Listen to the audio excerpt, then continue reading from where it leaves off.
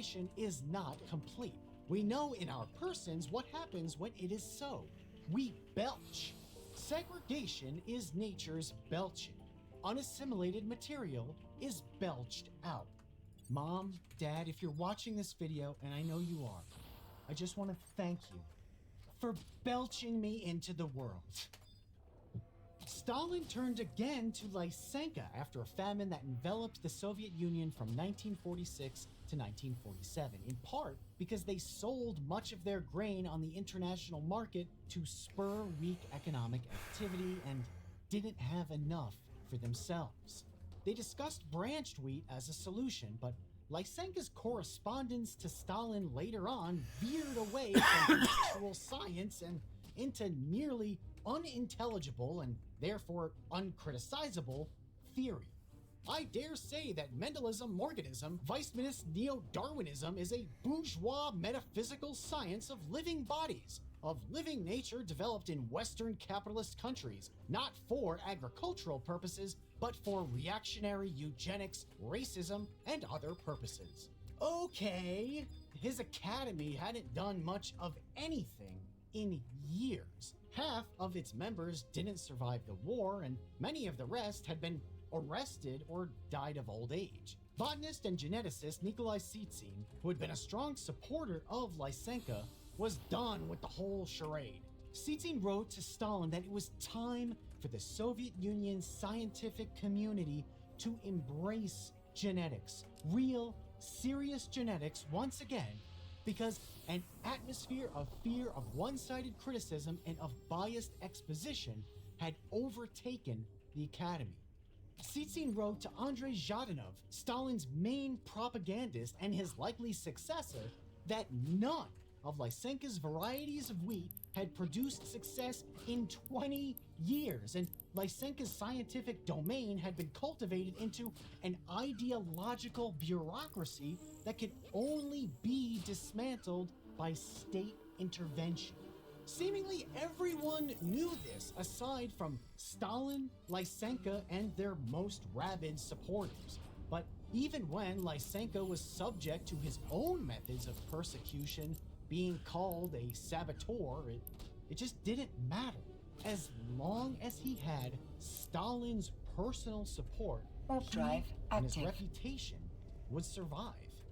A propaganda campaign in 1948 that was meant to contrast Soviet science with Western science included poems and songs celebrating the eternal glory of the academician Lysenko, and stores sold busts of him.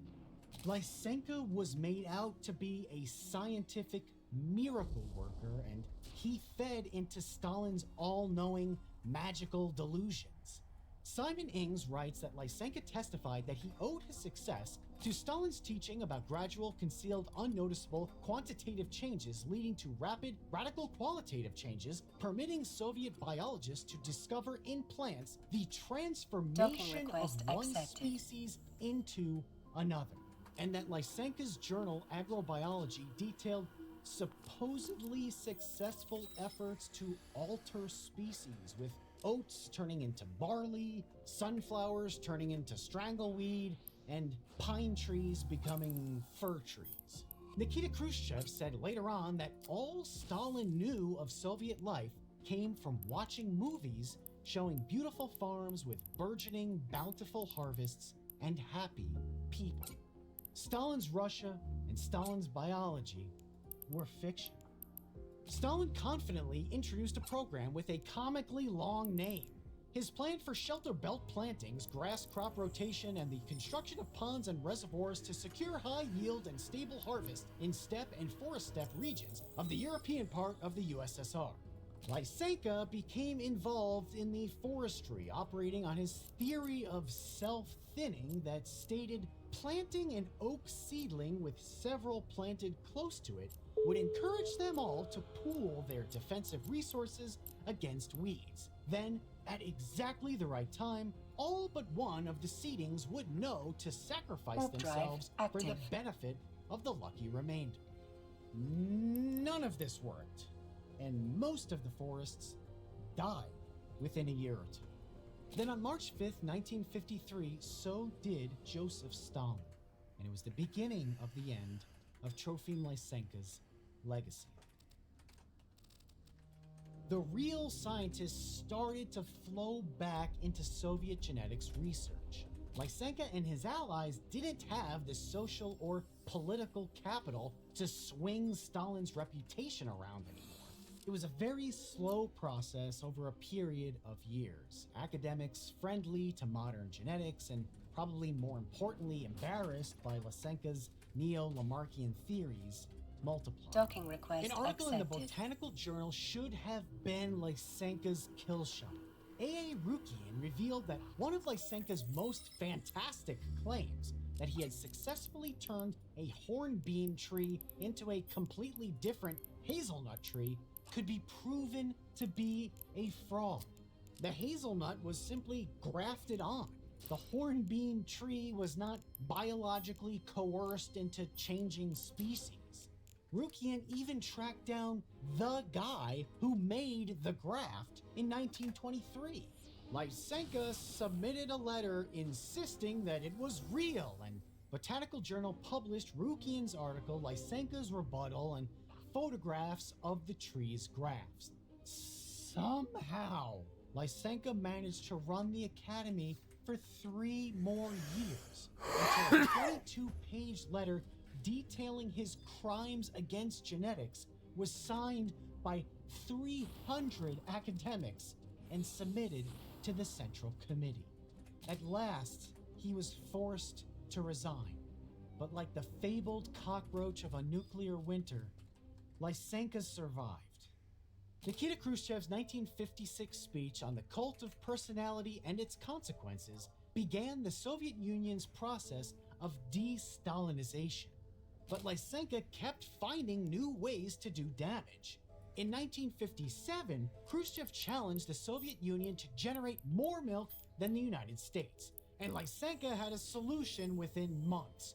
Crossbreed prying Jersey bulls with regular cows and then pamper them.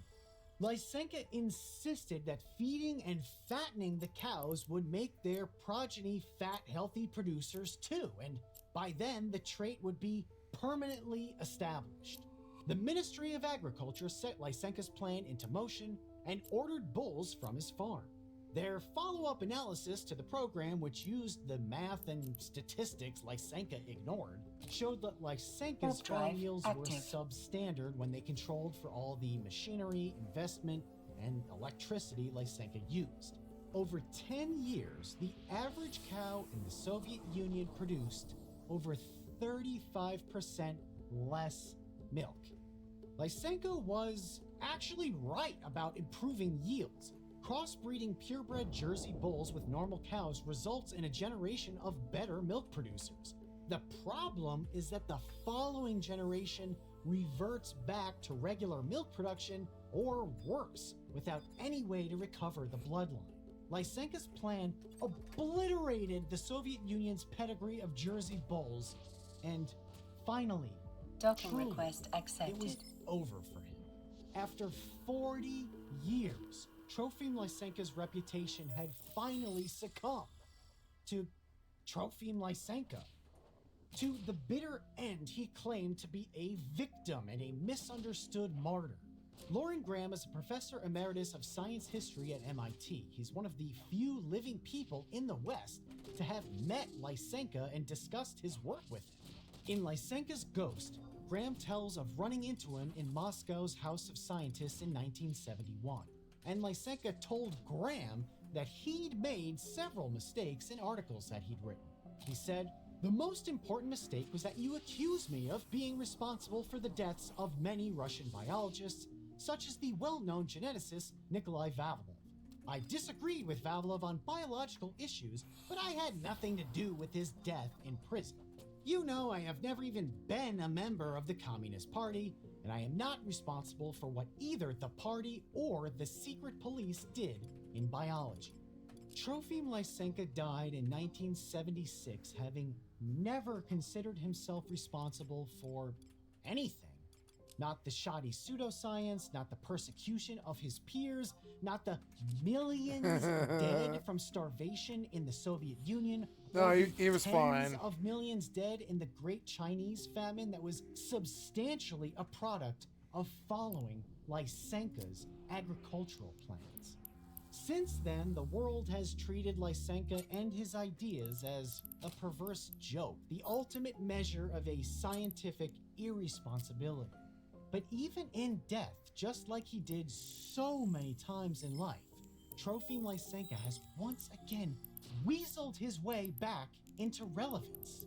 In the last 25 years, Trofim Lysenko's legacy has been given a new life, particularly in the Russian Federation, because Lysenko may have been so outrageously wrong that he started to be a little bit right.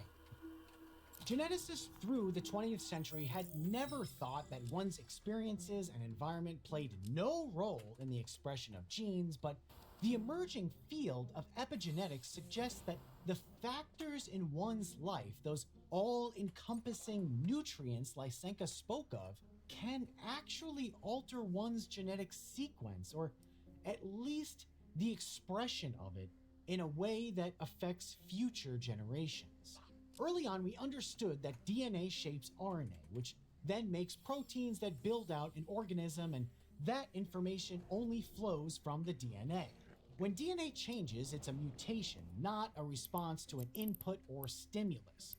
Watson and Crick mapped out the double helix of DNA in 1953, and by the mid-1960s, we understood the basic mechanisms of gene expression, with genes turning on and off.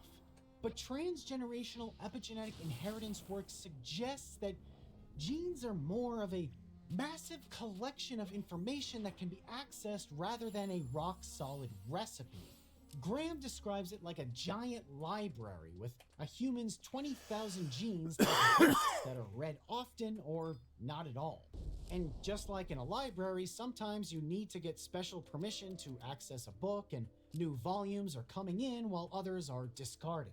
Graham extends the metaphor to say that books that can be read are like expressed genes that are turned on, while ones that are inaccessible are not expressed or turned off. Increasing evidence suggests that chemical groups can attach themselves to DNA in a way that influences expression. Methylation when it happens, demethylation when it's reversed, which then may be transferred via inheritance. We've known for some time that plants work this way. The question is whether people do. Michael Meany's work with rats at McGill University has shown that pups that were licked frequently by their mothers, good lickers, grew up to be good lickers themselves, and so did their offspring. It was the same for bad lickers, and when populations were cross-fostered, meaning pups of bad lickers were given to good lickers, the pups and their offspring became good lickers too. And yeah, being adopted by a rat mom who sucked at licking turned you and your kids into bad lickers. It seems obvious that this is a case of learned behavior just being passed down through generations, but the researchers found different methylation patterns in the licked rat's DNA. Rat moms who were good lickers removed methyl groups from a pup's DNA. Their outside stimulus altered DNA's ability to express. It's a start. But rat licking is one thing, and starving people is another. Over 20,000 Dutch civilians starved to death in the winter famine of 1944 to 1945, with caloric intake dropping by as much as 80%. The Dutch famine cohort study has tracked every measurable detail about those who lived through the famine and their descendants. You'd expect that the terrible health conditions they suffered through might affect their own offspring, but the researchers found what they call the grandmother effect. The grandchildren of mothers who were pregnant while subject to the famine showed markedly high rates of a range of diseases and disorders, from diabetes to breast cancer and depression, even though their own mothers were in good health through their pregnancies. Something appears to have happened to pregnant mothers during the Dutch famine that not only showed up down the line, but actually skipped a generation. But the really interesting research comes from an area in the north of Sweden called Överkalix. 2 centuries ago, their climate was volatile enough that the people who lived in Överkalix swung between feast and famine. Some years they starved, other years they ate like kings. Here too, the grandchildren showed serious health problems even when their own parents had grown up in cities with consistent health and diet. Grandsons of men who feasted in the years just before puberty died early, while granddaughters of women who starved during pregnancy died early. Transgenerational epigenetic evidence suggests that our genes are a lot more malleable than we thought.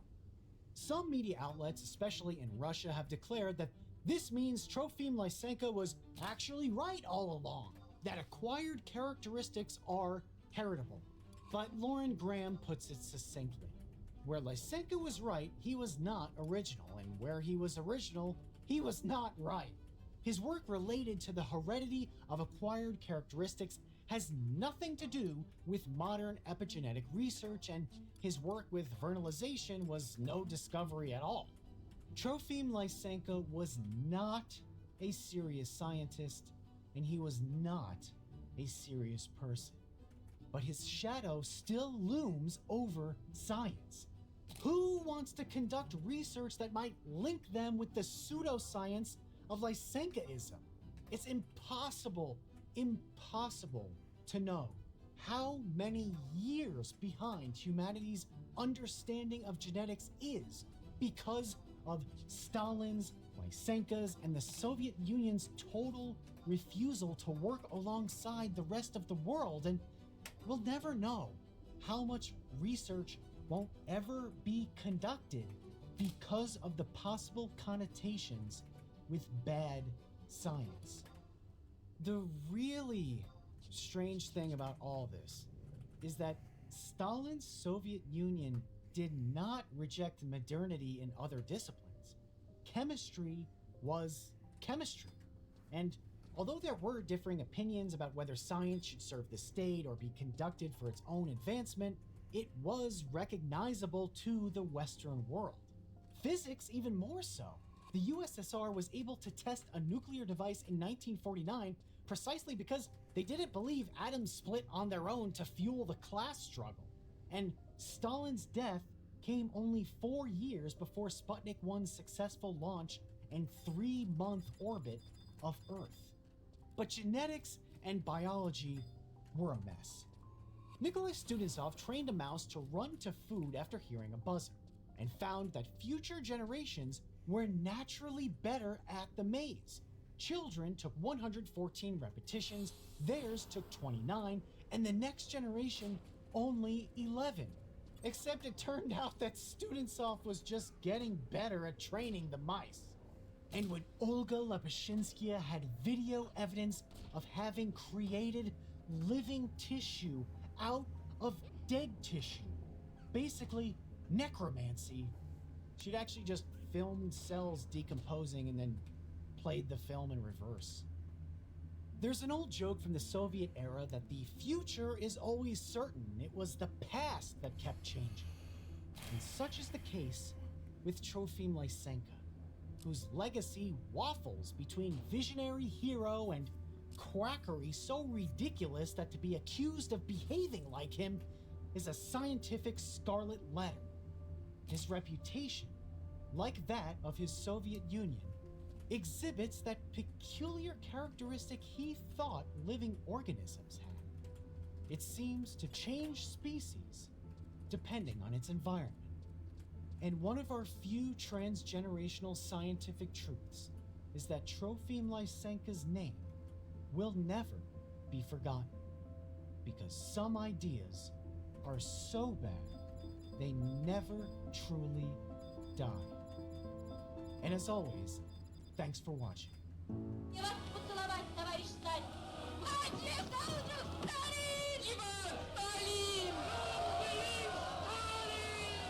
Мира и счастья всем вам, друзья мои.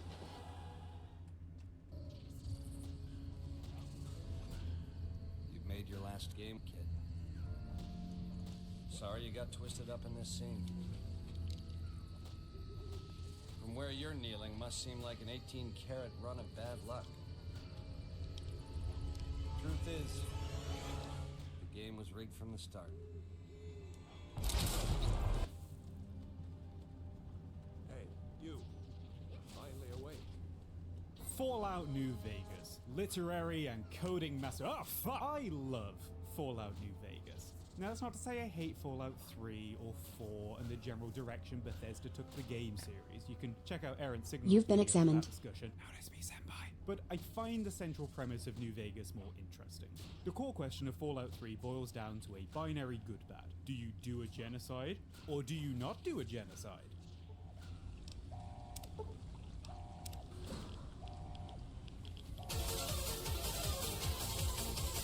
New Vegas, by contrast, asks the kind of question that keeps people talking about the game a decade after it was published. At its core, New Vegas is about the ways human societies develop, and it's asking whether the societies of the post-apocalypse should rebuild with the values of the prior world in mind, or if a new world demands a new approach. It means a nationalist, imperialist, totalitarian, homogenous culture that obliterates the identity of every group it conquers.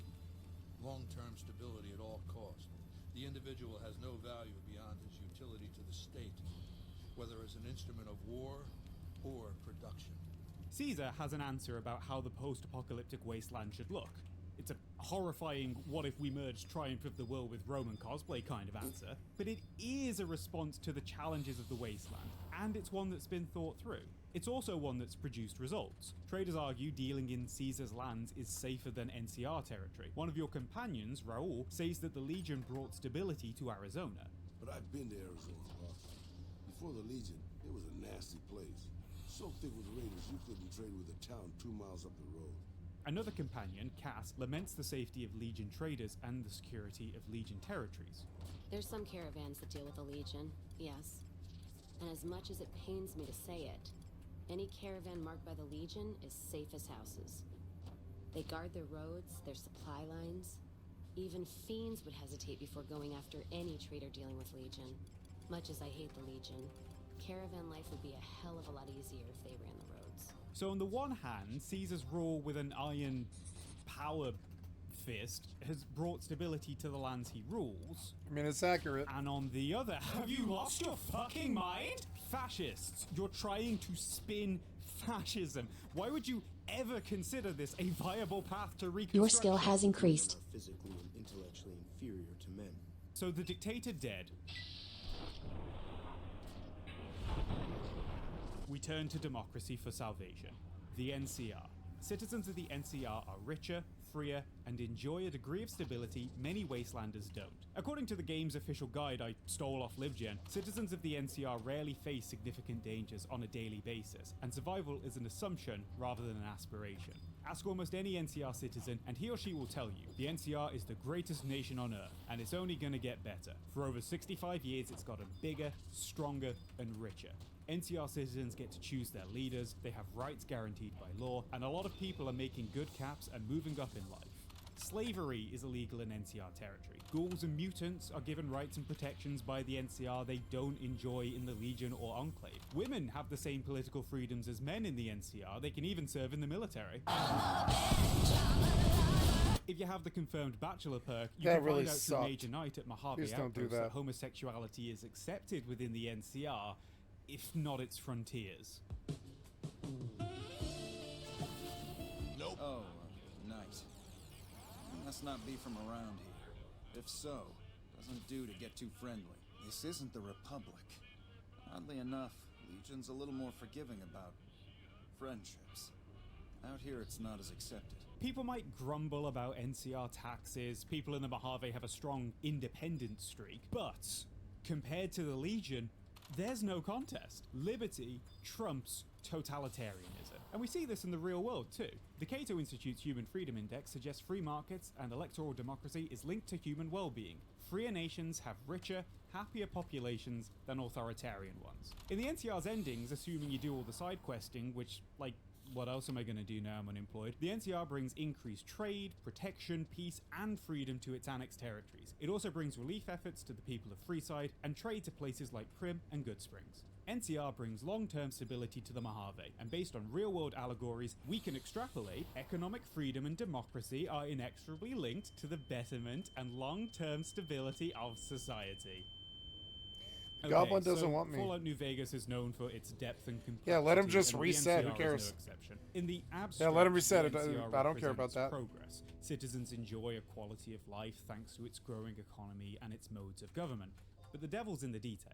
If you want to put an academic spin on it, Jose Medina and Antonio Gramsci wrote about the ideas of democracy in their books The Epistemology of Resistance and Prison Notebooks, respectively. Gramsci talks of cultural hegemony, an idea that says that the ruling classes influence the values, norms, and ideas of the rest of society. We tacitly agree with the way things are, and we work backwards from there. If you live in a liberal democracy, then the NCR represents the pre-war status quo. It's most like the United States, but arguably it's a stand-in for all liberal democracies. It follows that the dominant values of the NCR are going to be the ones that the player has passively absorbed over their lifetime. Both Gramsci and Medina identify that in every culture exists pockets of counterculture, and it's the job of the citizen to identify these cultural pockets and become a little bit more aware of the critiques and challenges to the ways we see the world. Part of the brilliance of Fallout New Vegas' writing is that by presenting the player with a stand-in for liberal democracy in the form of the NCR, they can create sufficient distance from contemporary democracies that we can become more aware of the issues that exist within them.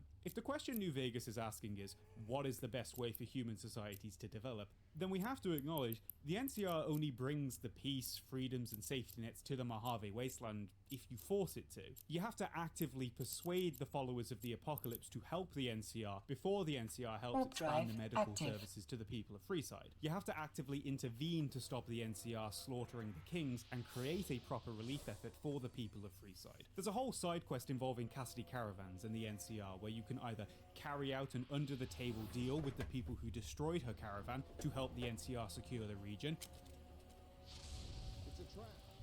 It's a trap. Or you can wipe out the families that destroyed Cassidy caravans and disrupt supply chains in the east. Or you can bring the Van Graffs and Crimson Caravan companies to trial for destroying Cassidy caravans. The fact that last option exists at all implies that there is a system of judicial oversight in the NCR that's independent of political meddling. However, left to their own devices, the injustices that permeate the NCR are the ones that prevail. Docking request accepted. Yeah, it's possible for the followers of the apocalypse and the NCR to work together, but it's far more likely the followers will be driven out the area altogether. Yeah, it's possible to broker a peace between the NCR and Brotherhood of Steel, but their initial instinct is to destroy them. Yeah, it's possible to broker peace with the Great Khans, but same deal. And if you do broker peace, the Great Khans are forcibly relocated to a reservation. It's possible NCR's defeat in the Mojave will prompt a reassessment of their imperialism, but a decisive victory at Hoover Dam is likely to serve more as a vindication. The NCR might sound like a pluralist democracy on paper, but it has very little time for the communities who wish to remain independent of it, and it doesn't exactly have the interest of the occupied peoples in mind. The NCR holds a virtual monopoly over water reserves in the Mojave, charging extortionate rates for water, and that monopoly is making the people of Westside destitute. If the player decides to restore the solar plant at Helios 1, then the NCR wants the power produced at Helios 1 to be diverted to the Strip and McCarran. The NCR isn't concerned with the needs of the region or the citizens living in the poorest region of New Vegas, it's interested in itself. The game's official guide makes it clear that the NCR is host to a multitude of systemic injustices that have flourished under the reactionary President Kimball. For example, in theory, super mutants enjoy equal rights under the law, but in practice, mutants are often the victims of hate crimes. troops. NCR senators are hiring mercenaries to harass the mutant settlement of Jacobstown to justify wiping them out because they win electoral support by drumming up anti-mutant sentiment. And it's not like the NCR was a bastion of equality to begin with. Some mutie with... Jesus, you can't say that! The NCR will sidestep and ignore rules that protect prisoners of war, and Kimball is looking to strip the little protections they have. The NCR isn't exactly a meritocracy either. In fact, it's made very clear corruption is a major issue within the NCR. Just listen to Cass complain about tolls NCR officers put on caravans. And Legion, from what I've heard, they don't do the stop tolls on the roads or in the outposts like some NCR quartermasters do. You're lucky if you turn a profit sometimes if some new officer gets assigned a route. The fees just get worse. General Oliver, the brains behind keeping the dam for the Republic, got the position over Colonel Shu not on merit, but by knowing President Kimball. But I heard he'd be a general right now if Oliver didn't know the president. The overturning of anti-monopoly laws under President Kimball confers enormous power to Brahmin barons, both political and economic, even to the detriment of the Republic's own soldiers. You've seen it yourself. Some of them don't even have proper service rifles or armor. Our heavy infantry, power armor units, they're back in NCR territory. Docking request accepted. Brahmin barons against small-time raiders. Brahmin barons only have one vote at the ballot box, but they have a lot of money to throw around. Senator Morales is in the pockets of Brahmin barons, as this mercenary note from Jacobstown describes, and Senator Weston, another Brahmin baron from Fallout 2, tries to subvert President Tandy's foreign policy to collude with New Reno and bully Vault City into joining the NCR. Actually, the NCR gets involved in a lot of this kind of, covert meddling imperialism. Bring the lights of civilization to the savages' ways. You can't say that. At least he called it what it is. At least he called it what it is. A lot of media wouldn't. Ahead of a diplomatic solution. And one of the ways you can deal with the Great Khans is by assassinating their leader to install one more amenable to NCR interests. In fact, the Great Khans in New Vegas serve as a bit of a parable for the ways the first people of America were brutalized by US imperialism. The Bitter Springs Massacre shares more than a few parallels with the Massacre of Wounded Knee, where American cavalrymen murdered more than 300 Native Americans, many of whom were women and children. When our children, our sick and old, fled through a nearby pass, the NCR gunned them down. Bitter Springs happened. Women and children died when the NCR attacked the Great Khans there, and the NCR just pretends it never happened. That's fucked up. This makes NCR sound like an awful option, but again, we have to consider the idea of epistemic resistance. Some of the instability and injustice the NCR creates is the result of it being stretched too thin. The NCR would like to help Prim, but they don't have the resources to. The NCR wants to help the refugees of the Legion, but they struggle to do so with the resources they have. The NCR officer leading the relief effort in Freeside says the NCR wanted to coordinate a relief effort with the Kings before their envoy was attacked. We might read the NCR like we'd read a lot of representative democracies. Messy webs of conflicting interests, all trying to exert their own influence on the democracy machine. The democracy machine has both the capacity for injustices to gain dominance and the means by which we can resist these injustices. The myriad of NCR endings on offer highlight the tension between the ideal of democracy and the reality of it. The game space provides the player the mechanisms to either enable or counteract the NCR's worst impulses. Their flag speaks to their spirit. They're split like any two-headed animal, trying to go in different directions, ending up nowhere.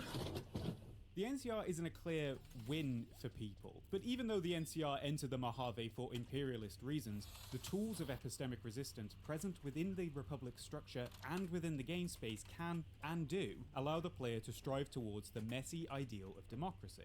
If New Vegas is going to be read as an analysis of development, then the broad stroke assessments of the NCR from earlier still hold. NCR citizens are richer and freer than other wastelanders, and the tools of democracy allow the player to challenge and correct the less savory aspects of the Republic. To get players to back Legion over NCR, Legion would need to make a convincing case that trading political freedoms for security is a trade worth considering. And siding with the Legion doesn't even guarantee security. Most in-game intel says that the only thing holding the Legion together is Caesar. Without him, the Empire disintegrates into infighting and violence. I think only Caesar can lead the Legion. I've never met anyone who can take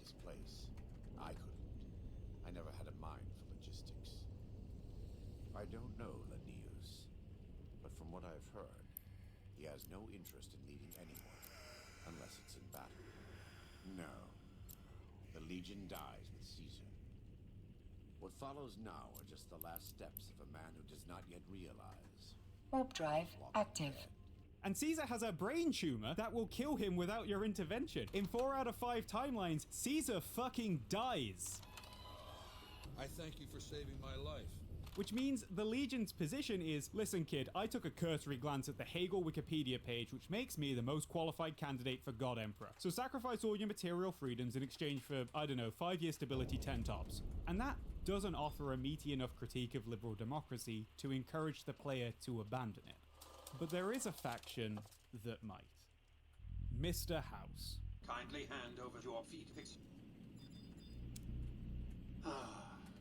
With his robot army, Mr. House can push both the Legion and NCR out of New Vegas and southern Nevada and assert control over the region. Mr. House is where you'll find the more interesting critique of building the world in the shadow of liberal democracy. At face value, Mr. House isn't that different from Caesar's Legion. As a YouTuber talking about authoritarianism, I'm contractually obligated to bring up Earth fascism, but I'm also not going to do that, because Earth fascism isn't a good framework to analyze Mr. House at all. Instead, we're going to rely on modernism and totalitarianism, rethinking the intellectual sources of Nazism and Stalinism 1945 to present for our working definition of authoritarianism. Authoritarianism is characterized by the following traits: power concentrated in the hands of a few, the need for a regime to exist on some sort of emotional need, a necessary evil to combat societal ills, suppression of anti-regime activity, and vague, broad powers granted to the ruler. Let's work through this list. Mr. House is an authoritarian. He says so. I prefer the term autocrat. And this autocracy is defined as necessary in the face of clear societal ills. Throughout the game, he states he alone can fix the Mojave, that his actions are part of a necessary greater good, because the other two factions don't offer real solutions. New Vegas is more than a city.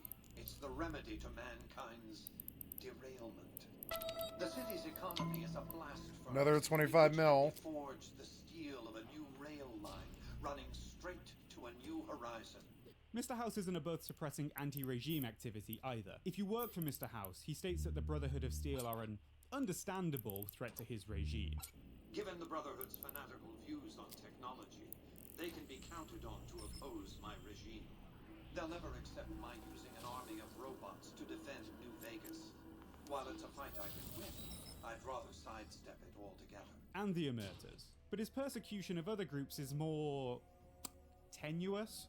If the Kings work with the NCR and Freeside, they're wiped out for disloyalty. And keep in mind, the Kings work with the NCR to help the people of Freeside, not out of any love for the Republic. But the similarities with Legion end there. For one, House relies on voluntary contracts with the 3 tribes of the Strip. The casinos operate fairly autonomously. Well, I mean, unless they violate their contracts. Did you know the White Glove Society are eating people again? No, I was not aware of this. Is it really so hard not to engage in cannibalism? Yeah.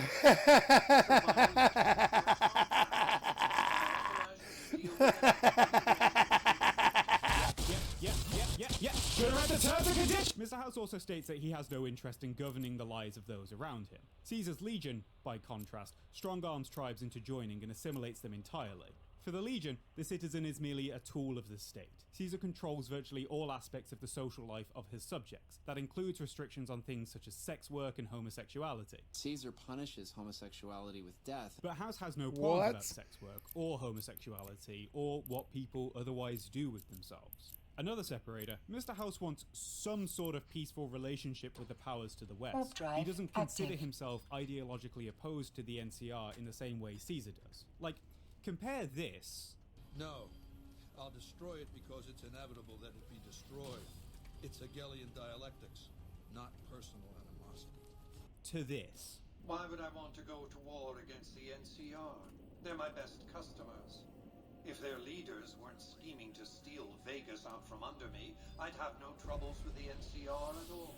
Vegas's economy depends on the consumerism of the NCR. A cordial relationship between the NCR and House is essential for the tourist economy, and so House can sell water and power to the NCR. 5 caps a gallon, nationalize New Vegas! It also benefits Mr. House to have as peaceful a transition of power as possible if he forces the withdrawal of the NCR from Vegas. His plan to assert himself as an independent power counts on peaceful coexistence. If House does assert his claim, you can negotiate terms of the NCR's withdrawal. This guy is good. Soup Emporium. Thank you for the excellent content from his stream. Might have to look into him later. He's fucking really good. Very good. Are tense. Neither are friends, but they can live as neighbors. Unless the citizens of the NCR demand retribution for losing New Vegas, there is potential for these communities to coexist with one another. Sound familiar?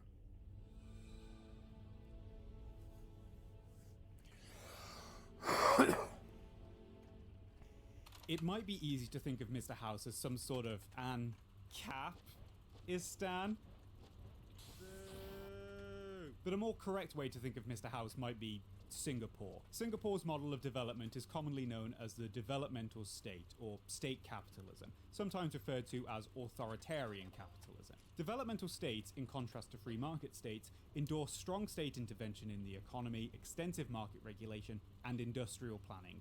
They also tend to be very top-down and very authoritarian in their politics. Developmental states rose as a challenge to the Washington Consensus, which said that private free markets are the best way for human societies to develop. The Washington Consensus said that state intervention should be limited because the societal costs are worse than the gains, and developmental states turned around and said, yeah, no. According to the paper Systemic Vulnerability and the Origins of the Developmental States, Northeast and Southeast Asia in Comparative Perspective, these kinds of states only emerge in conditions of systemic vulnerability, often defined by 3 things. Broad coalitional commitments that stem from the threat of mass unrest that may follow from a deterioration in living standards, with coalitions usually built by mutual contracts. Heightened need for foreign exchange and war material caused by severe threats to national security, and a scarcity of easy revenue sources like oil or sugar. Mr. House has all 3, baby! According to the paper on systemic vulnerability, coalitions are built when there is a perceived imminent threat. When the NCR initially mobilized to occupy the Mojave, Mr. House didn't have the necessary muscle to oppose them with his Securitron army alone, and that's why he entered agreements with the 3 families, the Omertas, the Chairman, and the White Glove Society, to force the NCR to negotiate. The 3 families didn't enter the coalition to be assimilated. The coalition is based on mutual contracts that the tribes entered in exchange for benefits, but it gave Vegas the necessary muscle to maintain its independence. Drive active. And so I recruited the 3 families.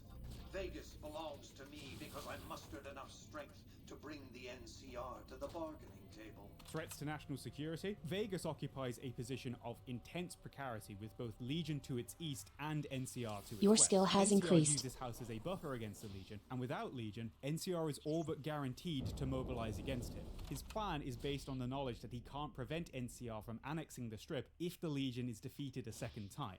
Would Kimball and Oliver have traded the lives of hundreds of soldiers for absolute control of Hoover Dam? Oh, yes. They weren't afraid of me. They were afraid of Caesar, that attacking me would leave them vulnerable to a Legion offensive. Docking There's request just one accepted. reason why the NCR hasn't contrived some outrage to justify invading the Strip. Caesar's Legion.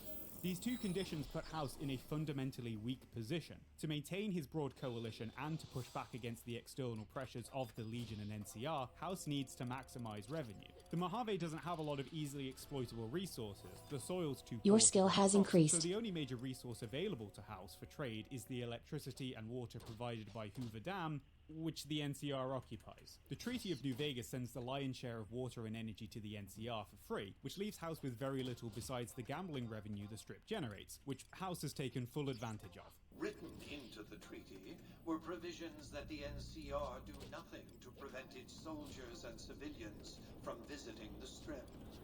That's how I harness the NCR to my endeavor. Their occupation has been the engine of my growing economy.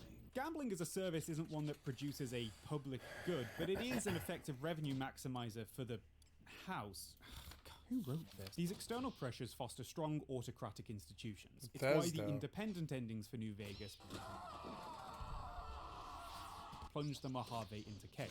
Without the autocracy to enforce itself, the social problems in the region result in greater unrest. And I don't want to hear any fanfic about how the independent nation's gonna be better in the long term after a rocky start, because that's not in the text.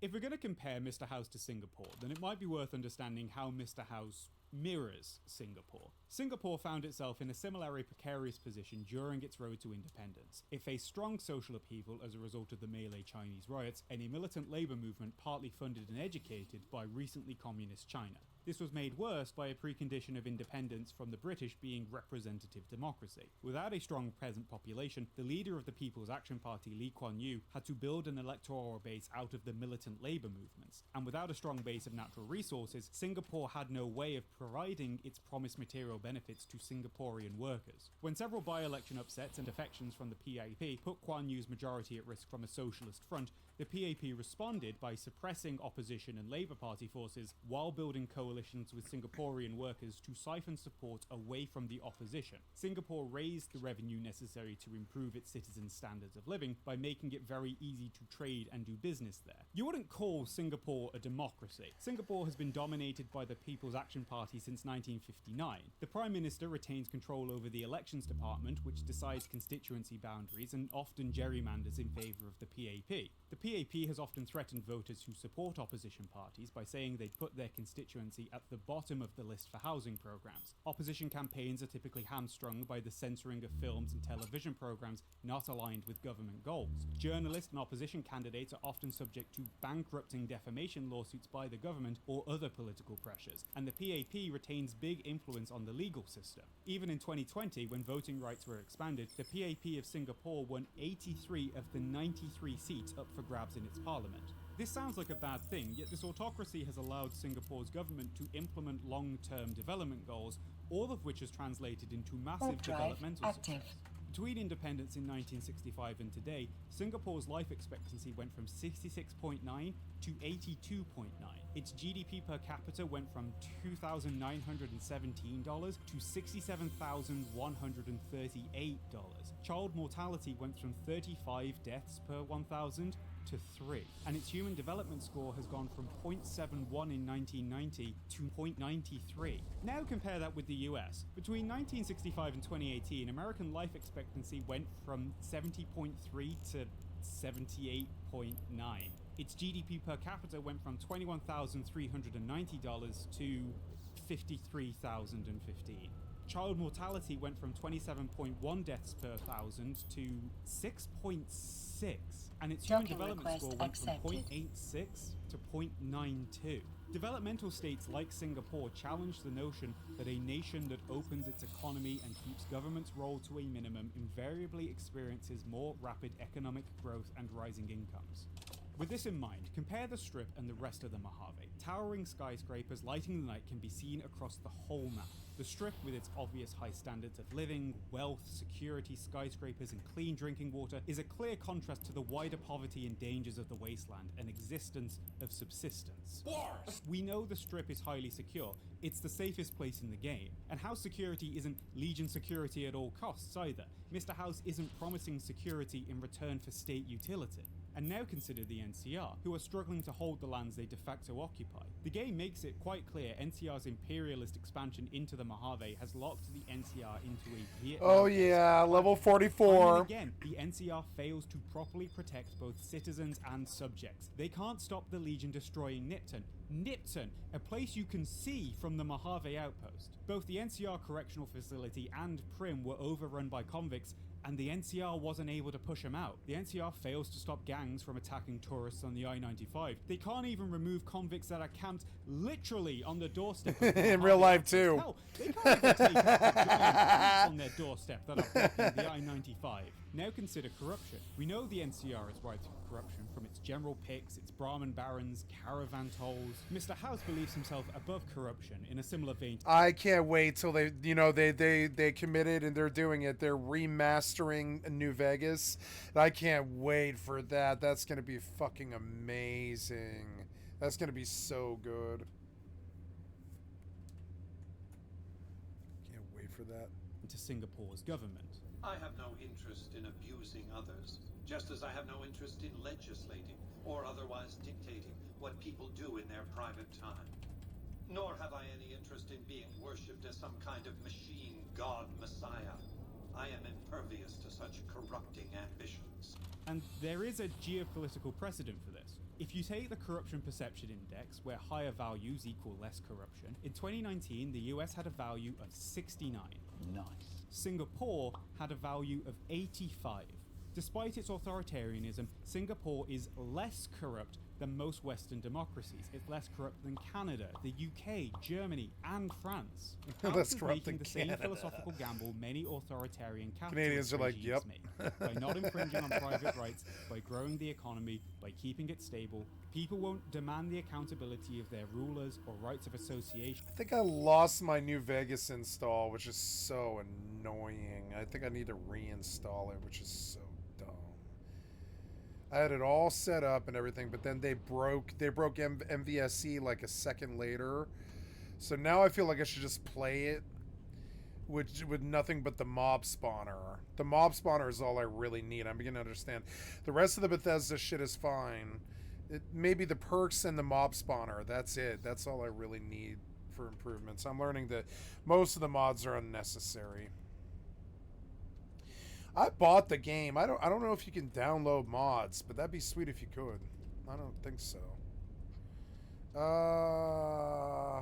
Let's charm you.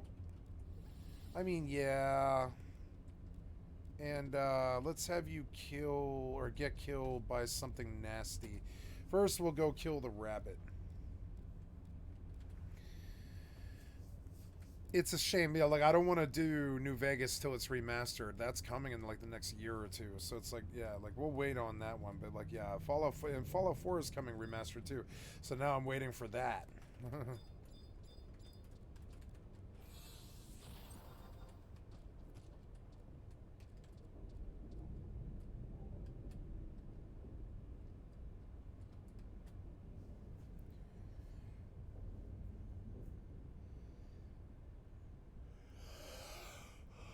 This game's a lot better without all of its repetitive noise and stuff. It's actually not a bad game. I like this game. It's my favorite game.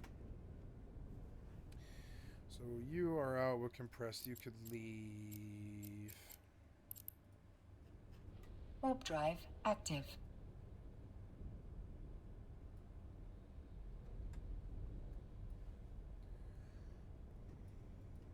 Your skill has increased.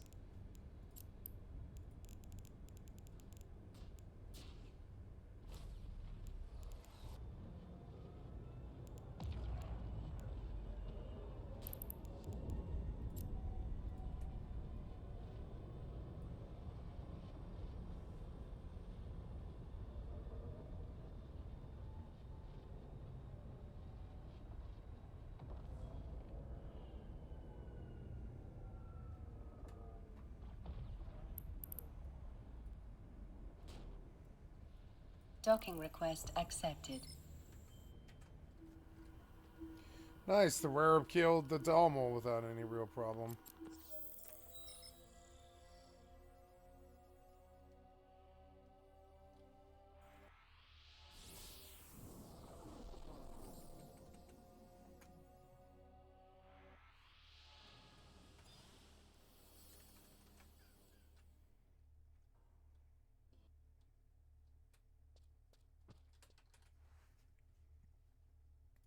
Or a free press or political participation. And House serves as a challenge to the idea that free markets and liberal democracy are the only way a nation can be successful. Canonically, the NCR has benefited from the kind of strongman government House is offering. Citizens of the NCR enjoy political participation and rule of law, and many have disposable income, which might lend credence to the idea that these places flourished under the guidance of the NCR and its ideals. But the president who oversaw this expansion, President Tandy, was president for 52 years, and this long presidency allowed for the same type of planning that creates nation states. Caesar points this out to the player. This is text. Did you know her presidency lasted 52 years? And that her father, Aradesh, was the Republic's first president? Does that sound like a democracy to you? Or a hereditary dictatorship? House has long-term plans for the future, ones he might be able to see through without the influence of special interest groups hampering him like they hamper the NCR, and he makes a strong case that democracy impedes progress. To your untrained eyes, it may look as though mankind is making a comeback.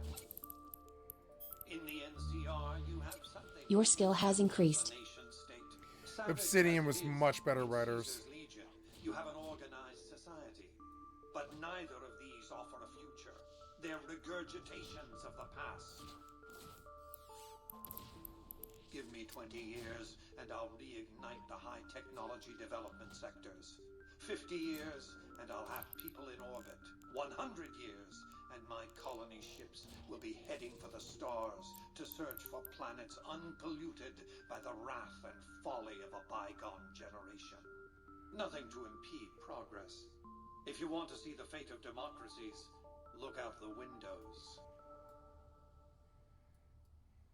Progress for who, though? What makes Mr. House's ideas for the Wasteland interesting are the same we see in modern-day geopolitics. You have two very different models for how society should develop, and for many developing nations, trading political freedoms for a mode of government that can get things done and raise standards of living while not interfering with their private rights is a trade worth considering. Like, say, hypothetically, there's this virus that's burning through your country and it's killed more than 300,000 people. Gee, I wonder. Where it takes days to find out who's won. I wonder what happened.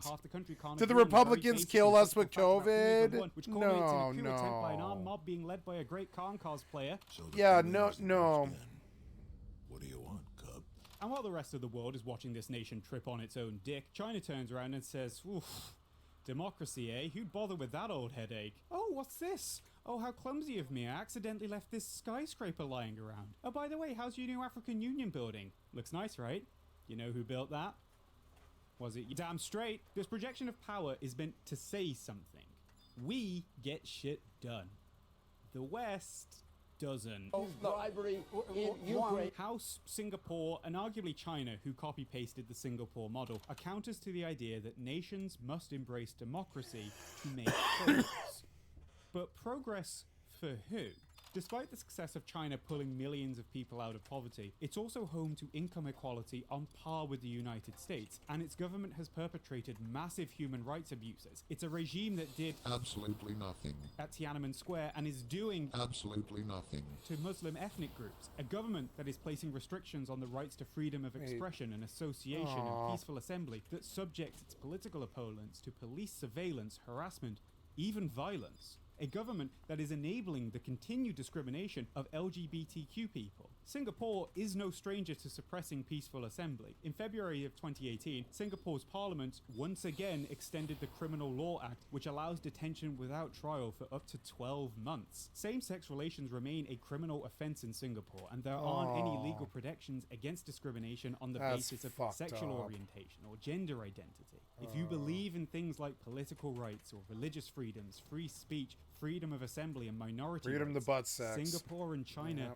don't offer progress. Mr. House isn't a direct match with Singapore. Again, he has no interest legislating the gays. But his autocracy is one that punishes disloyalty. Cathode ray tube Elon Musk single-handedly tanks the entire Elvis Presley impersonation economy. You ain't nothing but a... House's regime is one that puts Prim and Goodsprings under surveillance. It's one that presides over mass income inequality in New Vegas, where only those with money are valued. I have to say, I don't understand where you're going with Mr. House. The man's been manipulating the locals for as long as anyone can remember. If you help him kick the NCR and Legion out, he's going to keep right on doing it. The people in Freeside will be just as bad off as they ever were. Given the option to ensure the security and prosperity of Freeside, House decided to prioritize the Strip and allow Freeside to descend into lawlessness. Drive active. If you don't get in my way, I'll leave you alone attitude is small comfort for those who have to live in the destitution he created. Given the option to save the world or save Vegas, House let the world burn. In my call, Vegas will be one of the first pieces of the old world to burn. Someone protected it. Wasn't chance, wasn't luck. Something larger. Yet they let the rest of the world suffer. And they'll do it again. The The New Vegas of Mr. House is cold and robotic, a social monoculture with no room for dissent and no place for independence. House would steamroll the Mojave and not care who was crushed by his vision of progress. What good is a future that robs us of who we are? Docking request accepted. Old world, filled with old world ghosts. And ghosts need the living to do their work. House sticks a shovel to history's graves, props up the dead, and puts words in their mouths. The tribes don't even know how they were broken. Your future with House has two roads. The road the tribals in Vegas want, their spirits crushed. Or your face on a robot servant, smiling forever in a dead casino. There's future in neither.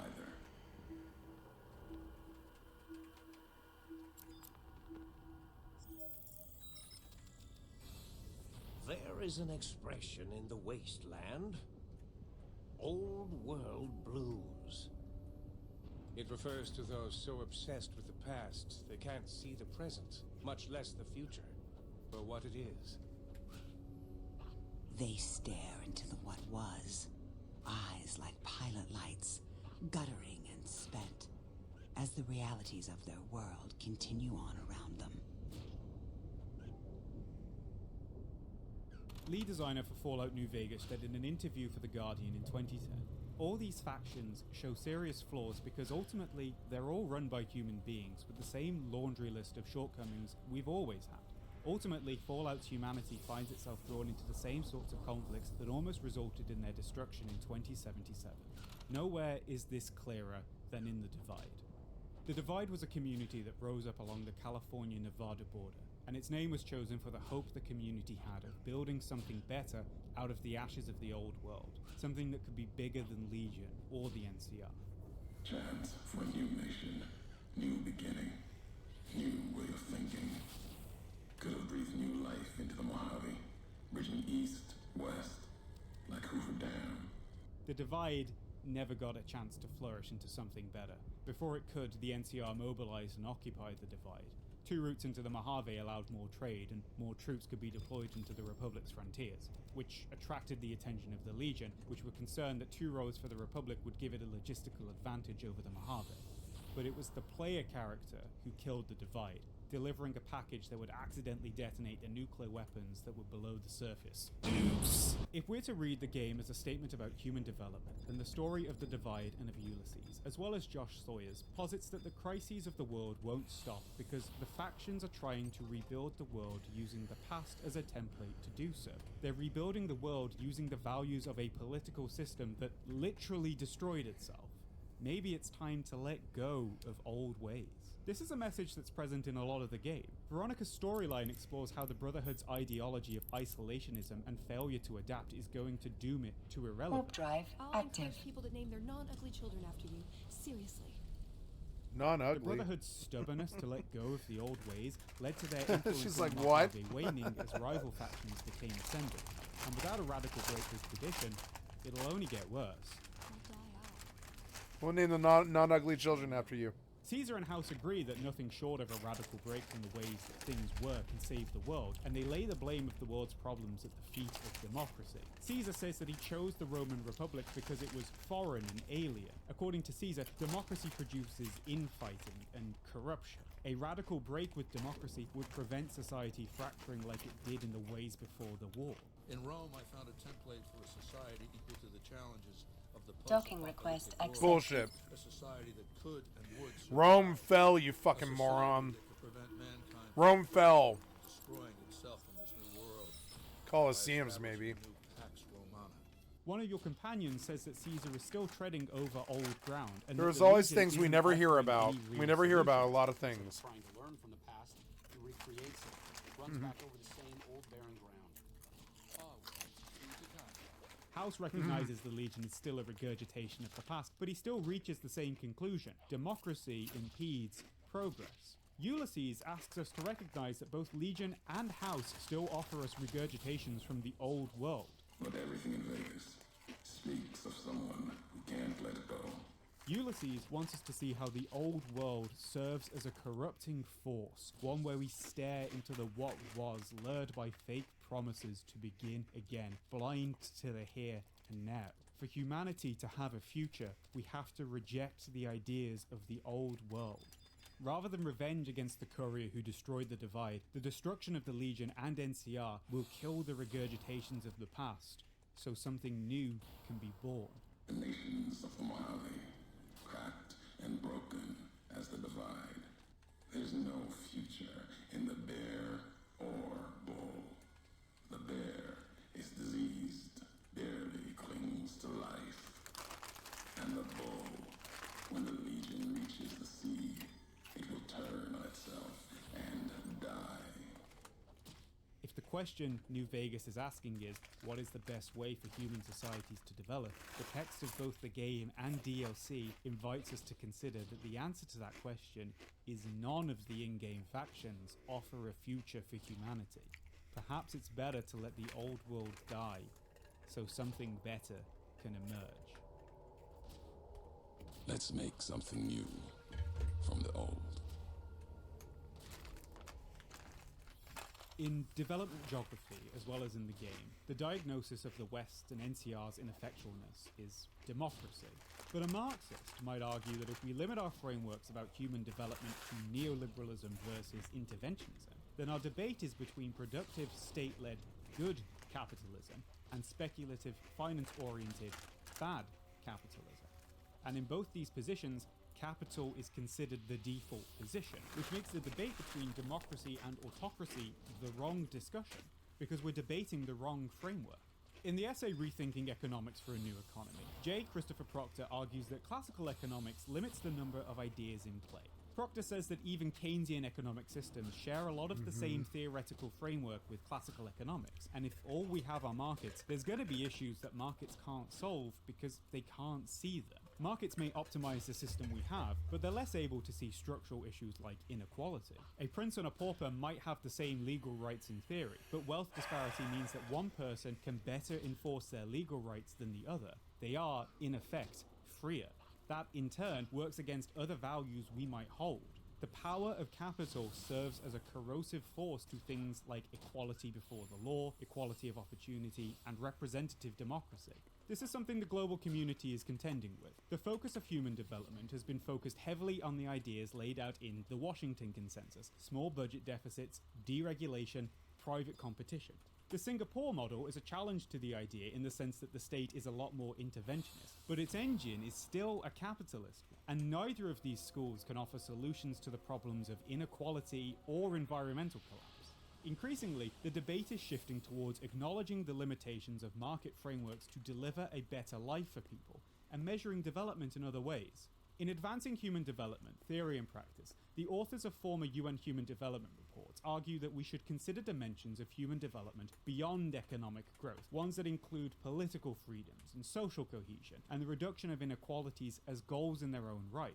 They highlight that a narrow focus on free markets has undermined social cohesion and resulted in mass inequality, stalled reductions in poverty, and are creating the conditions for environmental collapse that will undermine human development for generations. If we don't let go of the old, we'll lose all we've built. If we put a Marxist spin on New Vegas, which isn't a total stretch, then the reasons all the choices on offer are terrible is because we're still limiting ourselves to old frameworks. New Vegas is telling us, narratively, that the crises of the world are because the old is dying and the new cannot be born. But mechanically, it presents a game space where the way you help the most people is by appealing to the better instincts of the faction that represents democracy. In doing this, the game is suggesting that democracy versus autocracy is the wrong discussion. What if the diagnoses Caesar and House offer are wrong? What if the NCR's weakness isn't democracy? What if it's markets?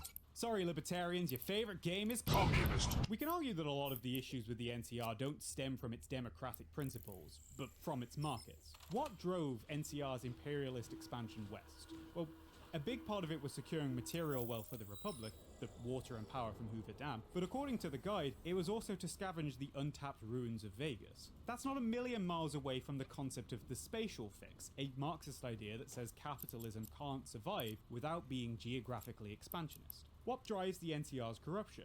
Well, it's the repeal of anti-monopoly laws from President Tandy that have given Brahmin barons far greater influence than the average citizen. It's not a million miles away from how many Americans feel about their democracy. A leftist critique of the NCR, of all liberal democracy, would say if that they don't produce the goods for people, then they'll fall prey to authoritarians who call democracies corrupt, divisive, and ineffectual. An oligarchic semi-democracy that's more interested in the needs of the powerful than everyday citizens can't survive. The way you correct that, then, isn't rejecting democracy, but ensuring power and prosperity are devolved to the many. The followers of the apocalypse are a faction in the game comprised of an eclectic mix of socialists and anarchists who believe in mutual aid and cooperation, sharing the knowledge preserved from before the war to shape a better future for the wasteland through self-governance. The followers seek to extend the notion of democracy beyond the political process and into the wider economy of the wasteland. To pull an example from the game, in the quest Whitewash, the followers turn Westside into a stable, self-sufficient community independent of both House and NCR by leveraging the local resources to sustainable agriculture. You'll remember from 16 pages ago when I said that the democracy machine has both the capacity for injustices to gain dominance and the means by which we can resist these injustices. Well, there's a model in the Westside Cooperative that allows communities through democracy to thrive while retaining political autonomy. The followers offer a blueprint of a world where we can meet our needs and create self-sustaining communities that govern themselves. It's not asking the player to abandon trade and profit motives. It's merely saying they have to work in the interest of everyone. Greed is a vice, not a virtue. Greed led the Republic to the Mojave, and greed is what's killing it. When we share in prosperity, when we invest in the social, when we deepen democracy, that's how we build a better life. Maybe it's not democracy we should leave in the rubble of the old world.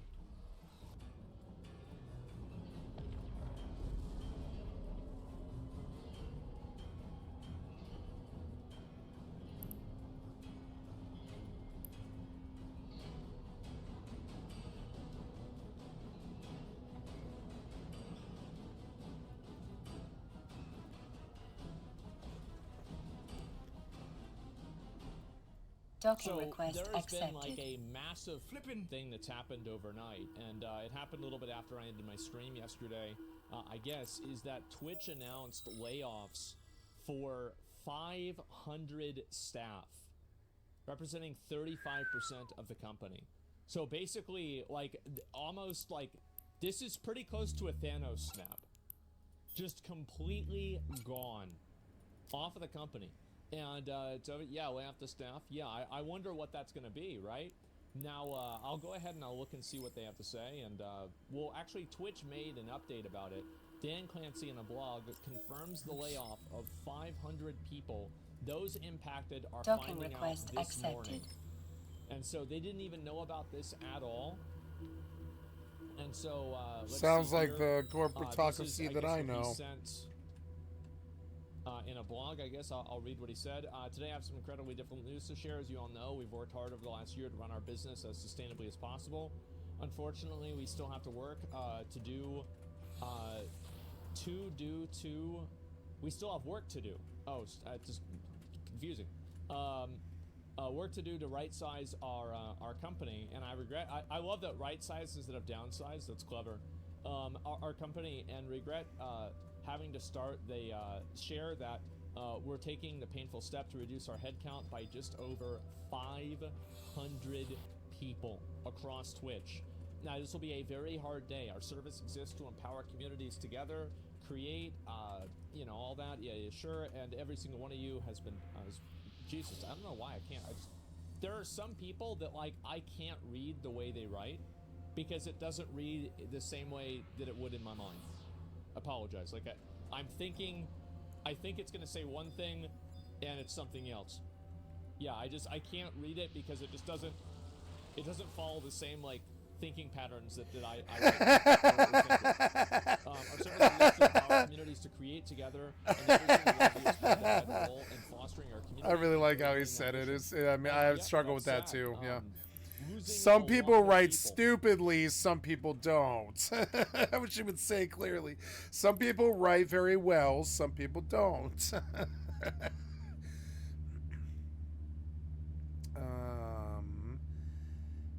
Let's see. Yeah.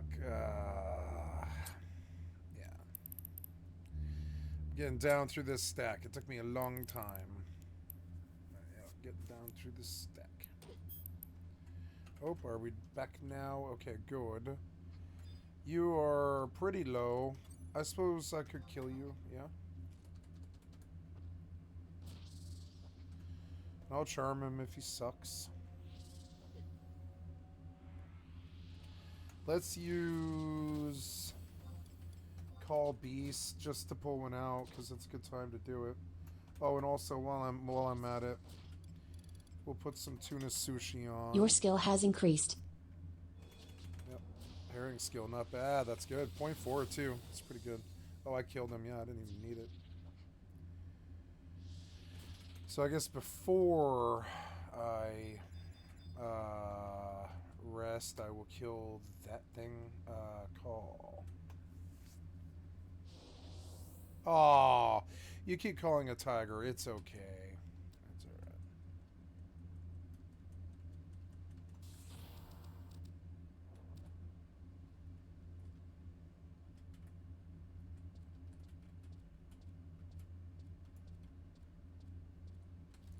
Sometimes the goblin turns and then sees him. Sometimes he doesn't.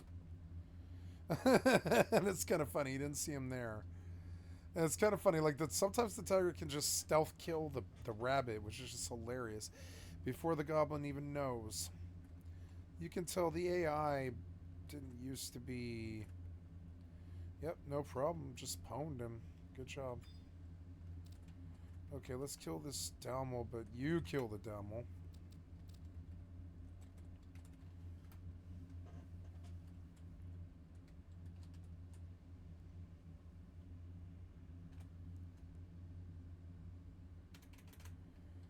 Yep, perfect. And this is also like a follow-up on this. People don't realize how bad the financial situation is at Twitch, and Amazon demands that they remedy it. Yeah, I think about this all the time. I'm like, yeah, I'm kind of like chaining my fucking wagon to a dead horse. It's gonna sink, or I'm sinking. I've got a little tugboat that's chugging along in the ocean that's gonna slowly reach the shore sooner or later and bring me money, you know? But right now, the tugboat is hitched to a dead horse that'll sink the tugboat. And I'm thinking about getting off it. I'm gonna definitely cut like half of my time off of Twitch right now as of today. Like any games that have security in terms of like, you can be harassed by people or anything like that, I'm just not even going to be on Twitch. Like the Twitch has not protected me. They have not protected me from doxing. They have not, like, they've been there for me, and they're a wonderful company and I like them. But there's been issues. Just like the zombie server, I've been treated fucking horribly and I'm sick of it. So now I'm done giving Twitch my like security game time. They can do my PvE games if they want, like these games, but anything having to do with like somebody can stream snipe me, I'm not gonna do. I'm not gonna do on Twitch.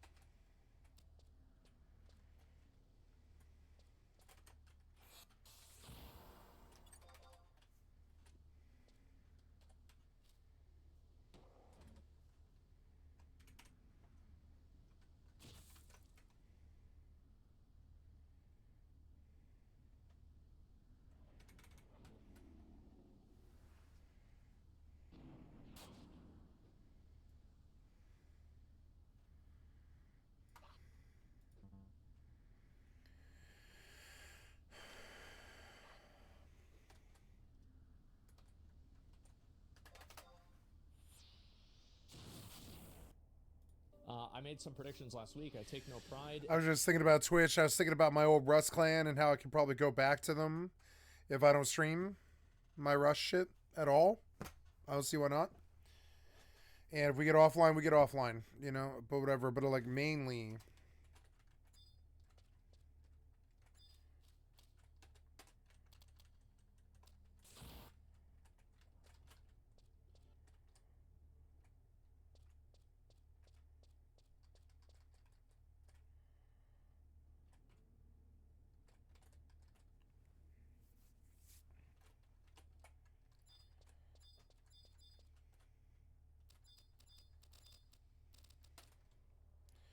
Tiger Familiar will die, but I can keep him awake like a little longer.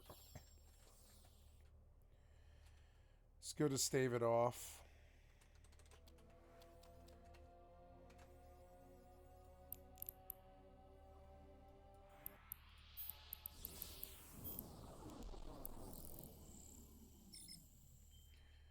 I love this yellow station. I'm going to live at this station for a long time.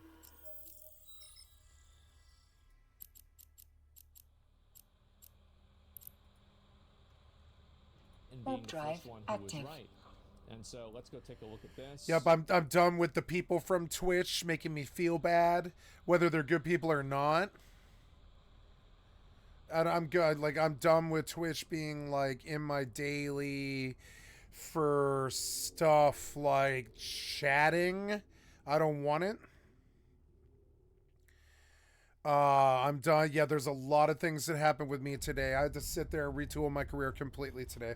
I was like, yeah, I'm going to do Twitch, but I'm not doing it like this where I receive abuse or I'm emotionally manipulated by good people. You know, like I'm just not going to do that anymore. I'm not listening to people with their input on my career. I'm not doing that. I'm an asshole. I'm sorry, but I am. I'm a fucking asshole. And I'm just not willing to let you touch my career with your fucking opinion. I'm not, you know. You know, that's not happening. The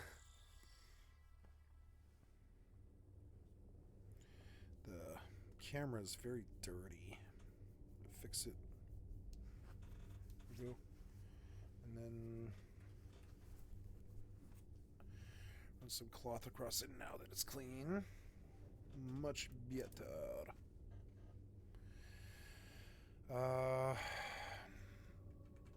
Twitch ads. And I think Twitch is dying, and I think it's a hard place to make a living off of anymore. I think there's too much competition. I think the stars must rise to try and save it. And I don't know. I think it's just a hard, you know, it's a hard thing that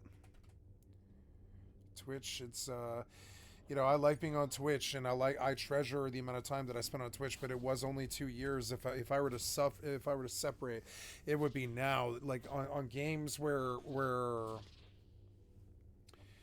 like on times now, if anybody's negative to me, you know, I don't know. It's just weird. It's like I'm done with other people affecting my career. That's not happening anymore. I would not have that. No. I will not have spies being able to watch over my fucking shoulder and use their ability that I'm freely giving them to make my life worse. I'm not doing that. I'm like you're supposed to be enjoying the over-the-shoulder perspective. You're not supposed to be showing up like right in my personal space and treating me like garbage. That's not like supposed to be how life works, you know? I don't do that to you, so you don't do it to me. And And,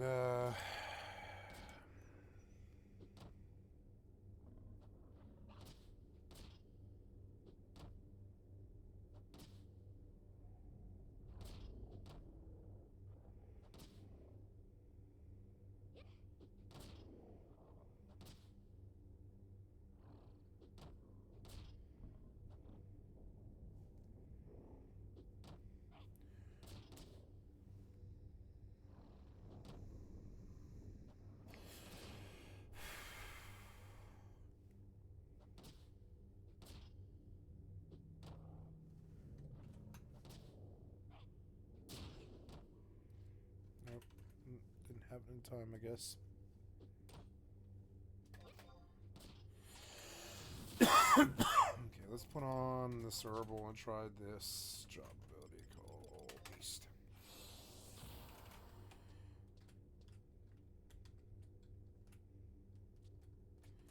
Let's see how she does against the Stalmol. I want to see her fight it without me and just see what her damage is. Damn, she hit for 7%. She is owning that thing. He hit her for 3. She's hitting him for like 13. Yep.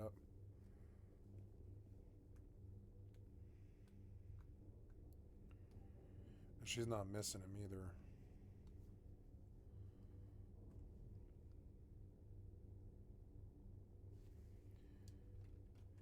Yeah, she's doing great. She like soloed this Dalmo. Oh, I'm out in space, huh? Yeah. So the reasons why, or no, I'm not in space, but compress.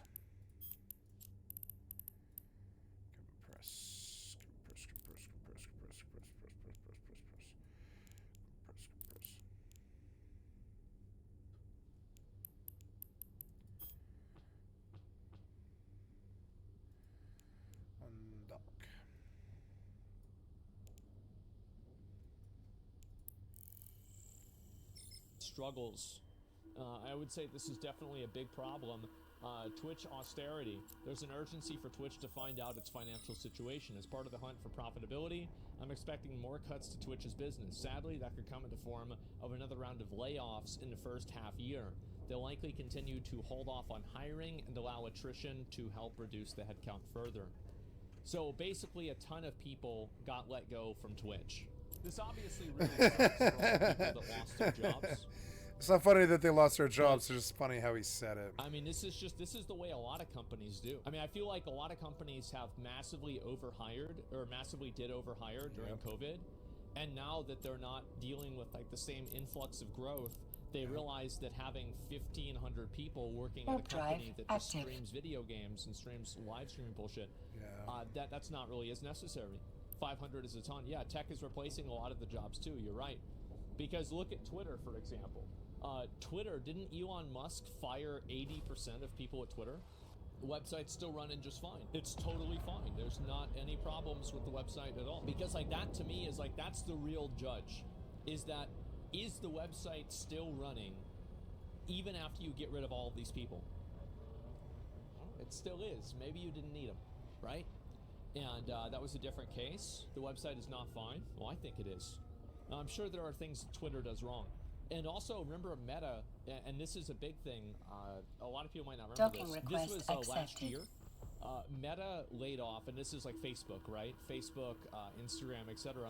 Laid off 11,000 employees. And this, by the way, was 13% of their staff. So a smaller percentage than Twitch did, but I think this was one round of layoffs and not just the only layoffs. This might be a hot take, but I never blame a company for going linear, especially when we haven't heard terrible working conditions as a result. Laying off 500 probably saves them $25 million a year. Well, of course they're going to get rid of people who they feel like they're not making money off of them, right? It's a pretty simple decision. It's like, do we need this person to run the business? If the answer is no, then you get rid of them. And you also look, this is another thing that I was going to show too. Apparently also Amazon is removing people too. Amazon is laying off several hundred across Prime Video and Amazon MGM Studios. 700 people. Additionally, 500 employees, or 35% of the workforce, are being let go at Amazon live stream on Twitch. Yeah, there it is. It's an incredibly difficult decision to make, and not one that my leadership and I don't take lightly.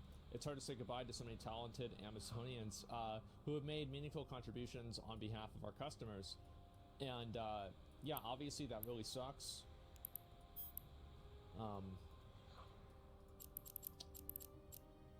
And this is Dan Clancy talking about it here. I know many of you are wondering why this is happening. Over the last year, we've been working to build a more sustainable business so that Twitch will be here for the long run. And throughout the year, we've cut costs and made many decisions to be more efficient. Unfortunately, despite these efforts, it's become clear that our organization is still meaningfully larger than it needs to be, given the size of business. Last year, we paid out over $1 billion to streamers. So while the Twitch business remains strong, for some time now, the organization has been sized upon where we optimistically expect our business to be in 3 or so more years, not where it's at today. As with many other companies in the tech space, we're now sizing our organization based on the current scale of business and conservative predictions and how we expect to grow in the future. So I think this is an incredibly reasonable thing to do. I think this is very smart because really tech companies they've always been building for the future, and the future is always higher than the past. And this is just what's happened with all of these tech companies. That's why there's so much venture capital that's for tech and for AI and stuff like that. Because these tech companies can just continuously build and making more and more money. And guess what happens? Well, people's investment money goes up, right? Obviously.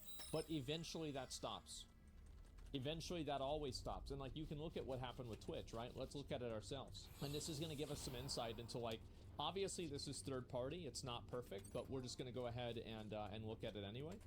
And so if we look at the amount of people that are on Twitch, like from 2013 here all the way up to 2021, like, look.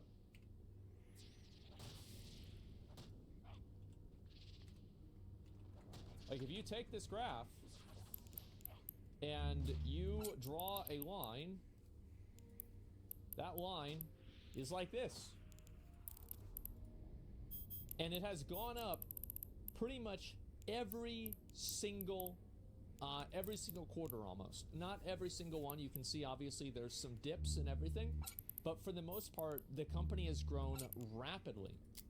And then guess what happens? Well, after COVID... And look, like, Twitch is doing amazing. Twitch is doing great. But it's not growing at this, like, 20% growth curve that it was at all of this time. You see what I'm saying? And it's not really even stagnating. Yeah, I would say that it's maturing.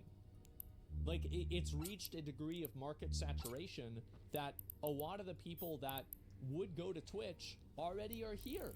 Yep. It's the same thing with Facebook, is that Facebook... Like, there's like every 1 in 7 people in the world has Facebook. Well, eventually you run out of people that exist in the world to advertise to. Twitch has been in decline for years now. Yeah. I would argue that I don't think that's really true. I actually don't think that Twitch has been in decline or anything like that. Yeah, I don't think Twitch is doing, like, amazing, but it's not. I don't think it's in decline, no. It's retained a lot of its business from COVID. Like, yes, it's gone down, but, you know, bearing in mind, like, the astronomical effect that, like, COVID had, I feel like Twitch hasn't really lost that many people, comparatively. And also, look at this one right here. The most recent one is higher than it's been almost for a whole year. When you take into account how many big streamers have also left, well, to be fair, a lot of big streamers haven't really left. They're just going to another website and streaming on Twitch as well. Like, XQC didn't really leave Twitch. The only person who's really not on Twitch anymore, I would say, well, there's Destiny, and there's Aiden Ross. Aiden Ross isn't on Twitch anymore at all. Destiny isn't on Twitch anymore at all. Ludwig said that he would do events on Twitch recently. Dr. Disrespect. Yeah, but the Doc thing happened, like, all the way back here, right? So I don't think Dr. Disrespect really had much of a decision. Nick Merckx? Oh, yeah. Oh, you're right. Doc's been gone for years. Yeah. Did Nick Merckx completely leave Twitch? Did he? He did. Okay, well, good for him. Hopefully they paid him a lot of money. And, Tim the Tatman, would you say Kai brought Twitch to a much bigger market? I think that Kai definitely did. I mean, it's not even a question. Like, Kai, Your Age, Aiden Ross, there's like one person, Bruce, like all of the W streamers, like those guys, like they brought in an audience of people who weren't native Twitch viewers. Because, like, you know, these guys don't even know what Twitch is. They're just watching Aiden Ross, or they're watching Kai, or something like that. So, you know, Bruce, I mean, you can not like Bruce all you want, but, like, the fact is, like, Bruce had a big community, right? I'm not usually really looking a whole lot recently. I'm not sure how his streams are doing now, but, like, he had a very big community, and he brought a lot of people onto the website. And he brought them from places that weren't already there. What's the W community, bro? It's just like basically a lot of like I feel like it's just basically younger guys. Like, because people are like, oh, just black people, right? I don't think it's really that simple. To be totally honest with you guys, I really don't think it's that simple. I think it's that the majority of content creators on Twitch make content for people that are 28 plus. I think that Twitch in general has aged up a lot, and there aren't really that many streamers, or before Aiden Ross, let's say, there weren't really a lot of streamers that were making content for 17-year-olds. And I'm not shitting on that at all, because Aiden Ross was 21. He's 20. Like, of course he's gonna make content for 17-year-olds. He used to be 17 like a few years ago. So of course it makes sense. So, yeah. And so now that, like, obviously, like, you know, you have new guys that are making content for younger audiences, you're gonna bring in that younger audience, and that younger audience is new. And so that's different. I'm probably on the younger side of your audience. I'm 24. Oh yeah, no, I'm not saying that there aren't. There's people of all ages around, but just in a general sense, I think that Twitch hasn't really been hurt that much from COVID recession. I actually don't think so at all. But the truth is that a lot of other companies have, like Meta, that I just showed you guys, and that's normal. Also, what did those 500 staff do? Because whenever you're looking at 500 staff, like, so basically, and this is like not 100% accurate, but I'm just gonna kind of go ahead and do it anyway. And so, whenever you do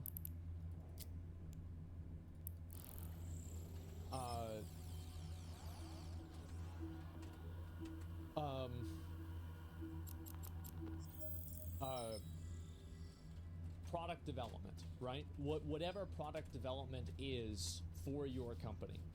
If product development is, guys, it's not the Illuminati.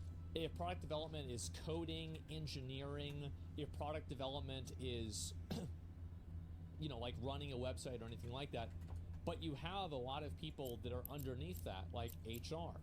You have people that are like management. Warp drive active. And all of these other people exist in order to support this top pyramid. So whenever they're losing 500 people, they're not losing 500 people that are top. engineers. They're not losing 500 people that are content creator, you know, relationships experts, right, or anything like that. They are losing a lot of those people. They're probably losing 200 to 300 of those people, and then they're also losing 200 to 300 other people that support those people, or that work in tandem with those people, whose job is attached to this other person's job. And without one, you don't necessarily I'm out need already. the other. I am out already. That sucks. It's like what they were Docking expendable. request They were accepted. expendable. That's all right. Well, they weren't expendable. It's just that their jobs existed to empower these people to do their jobs in the best way. So, like, think of it as a dungeon group. Okay, yeah, this is perfect. Okay, so basically, let's say you have a 20-man raid, okay? You have a 20-man raid, and you have 4 healers for the 20-man raid, right? Well, let's say you need to drop 5 DPS. If you drop 5 DPS, do you really still need 4 healers? Probably not. So you probably drop 1 or 2 healers as well. And that's what's happening. There's a lot of healers, a lot of support roles. And there it is. Might be interested in this, English Voice Actor Union. Yeah, I saw that. I'd have to, like, I haven't talked about that yet because I don't really know a lot about it. I think you're arguing here from ignorance. Lots of talented engineers being laid off. Well, of course there are talented engineers being laid off. Absolutely they are. 100%. But what I'm saying is that it's not 500 talented engineers. It's probably 200 to 300 talented Hey, you missed this engineers. point. Yep. And then 200 to 300 also talented HR management people. 200 to 300 maybe janitorial people. Like, yeah, absolutely. Like, you're totally fucking right. Necessarily and more talented engineers will find a new job. Don't worry. Well, I hope so. Some are not talented. Well, I'm sure. Yeah, I'm sure some of them are bad at their job. I mean, just the same as any other job, right? Flesh out the example, going from a 40-man raid to a 20-man raid, you have to not just cut the DPS, but also tanks and healers too. And then also maybe the officer who scheduled all four. Bro, this is we're going even farther with the WoW reference. This is so fucking true. To flesh out the example, we're going from a 40-man raid to a 20-man raid, and you have to cut not just the DPS, but the tanks and the healers too. And maybe even the officer who scheduled all 40 people isn't needed either. There it is.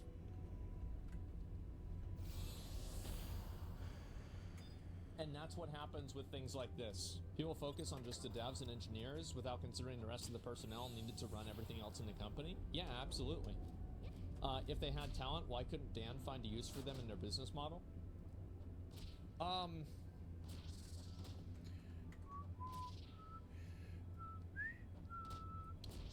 It depends on what their goals are. So, like, maybe their goal isn't to... Like, let's say there was somebody who is extremely talented at making a UI, but they feel like they don't need another UI designer because they already have 7 of them. Warp drive active. And also, like, you can't just continuously build for growth. If you expect to grow 20% every year, eventually one year you won't grow 20%, but you're still hiring as if you will. So I think that's the big difference here. You only have room for so many cooks in a kitchen. Yeah, exactly. Twitch isn't profitable? Done. No, it's hard to say. But yeah, it looks like Amazon is also removing people from Amazon Prime and Prime Video, which makes sense. I mean, let's be honest. Well, I mean, The Boys is Amazon Prime, right? Is that Prime? I don't remember exactly. Yeah, people love that show. That show's really popular. But also it has Rings of Power. And didn't they invest like $1 billion into Rings of Power? Yeah, they invested a tremendous amount of money into it. And guess what happened? Well, everybody hated the show. So that's what happens, is that... And Wheel of Time? Yeah, people didn't like Wheel of Time either, as far as I know. So that's what happens, is that... If you make shows, and this is the problem, is that... ruined it. If you're making shows, and this isn't like a get woke, go broke thing, but you need to make shows. It's the same as like Halo. I think Halo is the perfect example of this. Halo in no... How I look at it is like there's a young generation, a couple set of young generations coming up, people from the age of 1 to about 30, who need to have their gender orientation, their interests, their races, their cultural definitions respected and depicted. And this is woke speak, but I mean this needs to happen. You would feel very slighted if somebody marginalized you, no matter who you are. You could be a rich white person. If they said all rich white people had to suffer in the ghetto, you would feel slighted. And so we try to depict everybody equally. It's not that fucking hard. It's if it'd be a gay or, you know, like African American, Latino, white, whatever it is.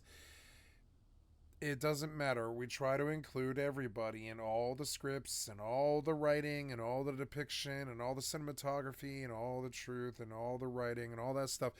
While it doesn't need to be woke or pronoun like obsessed, it does need to be fair. We have lived in a biased culture for, like, I don't know, 2,000 years? It's been 2,000 years. It's been about 2,000 years we've been a biased culture that didn't like people who weren't Christian, who weren't white, who, you know, etc. And again, I get into dangerous like territory here, so I'm going to leave it there. We've had stuff like the Crusades now. We've seen where it goes, and we need to be very careful with how we address these things and include everybody. And the tribalism needs to end, and the fucking problems need to stop. And I mean, it's like, you know, I don't know how to stop all that stuff, but I do know that, like, marginalizing people is not it. That's not how you solve it. No way, at least as far as I see, right? it's not marketed this way at all, is not a woke show. No. But it's not for Halo fans. Because if it was, everybody would be watching it. The same as with the Sonic movies. The Sonic movies were made for Sonic fans, and guess what? They all watched the fucking movie. So yeah, it was awful. Yeah, but there it is. Sonic movies are great. Yeah, Sonic is actually doing well. Yeah, and big surprise. It's because they made it for the audience of people. We have time at 78% score on Rotten Tomatoes, so it's not really hated. I remember whenever it got announced, people were like kind of negative about it, but definitely not as much as Rings of Power. You're right about that. And anyway, so yeah, I think this makes sense because, you know, you make content for people that aren't your audience, and then guess what? Those people aren't there. I'll go ahead and look at the rest of these. And also, here's another huge factor, and I don't know how much of this was incorporated into the 500 people that are being let go from Twitch. But Twitch just shut down Twitch Korea. So like that huge audience is just gone. Now there are still going to be some streamers that are from Korea that stream on Twitch, but it's not going to be officially supported. Oh yeah, exactly, right? So these things happen and there's a consequence for these things. Like there's people who are supposed to, like, for example, accounting. Let's say for every 10 partners, you need one accounting person or one person working in financial services. Well, let's say you lose 1,000 partners. Wow. Do you need to get rid of 100 people? Maybe. Right size, fuck that word. Oh no, I think that's a good decision. I feel like the only problem that people have with jobs nowadays is the fact that they need to work at a job to make money. I think that a company should try to exist in a lean and productive state. And the reason why people are angry at jobs or companies for letting people go, and healthcare, what? No. Go ahead and let me explain this, right? The reason why people are angry about it is because of the money. It's obviously the money. Because a lot of you guys, how many of you guys, you don't buy a really big car because the gas mileage for the really big car is too much? Oh, I'd buy an Escalade, they're really cool, but they only get 7 miles to the gallon. Of course. But like if you had 6 kids, you might be buying one of those big cars. But if you don't have 6 kids, you're not going to buy an expensive car. Or a big car, a big car.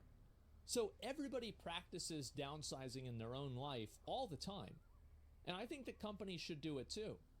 It's always sad whenever people lose their jobs, but just because people lose their jobs, that's not a very good argument in my mind to say that companies shouldn't be able to hire and remove people as they see fit. It hasn't changed in years. I feel like I live in a completely different income bracket. Yeah, because you do.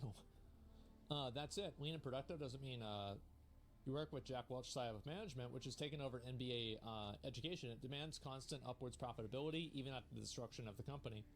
I actually disagree with you, Ragnarok, that it's because of management. I think the reason why upwards profitability is... So there's 2 reasons why upwards profitability is popular. Number 1,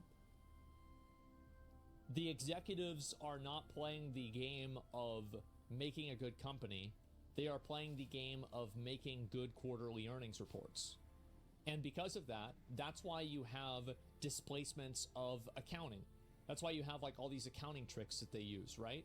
Of like, oh, we're going to carry this loss over to this other point in time. The reason why all of those things exist is to project a positive outward image of the company to investors. So all of these things exist because of the way that companies are rewarded and structured. So if you compare this to, let's say, Japan, that has a much more longitudinal, long-term approach to developing a company like Nintendo, for example, you'd see a completely different set of priorities. And the reason why is that they have long-term accountability, whereas we don't have that, or at least not in the same way. And so I think that also there's the other just truth of life that people are greedy, and greed begets more greed. And once people get to a $10 million company, they want to make it a $20 million company. And I think this is especially true in my opinion, one of the most status-conscious cultures in the world, which is the U.S. So, of course, yeah.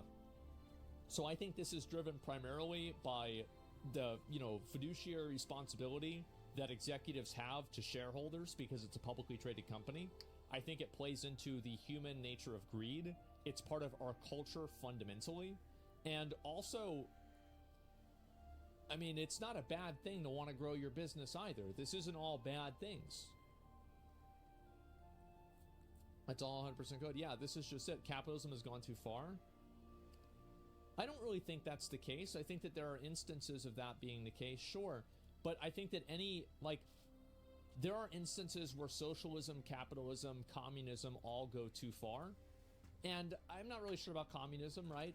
But with socialism and capitalism, I think that there are also cases where socialism and capitalism make a lot of sense and they're very useful and good for people.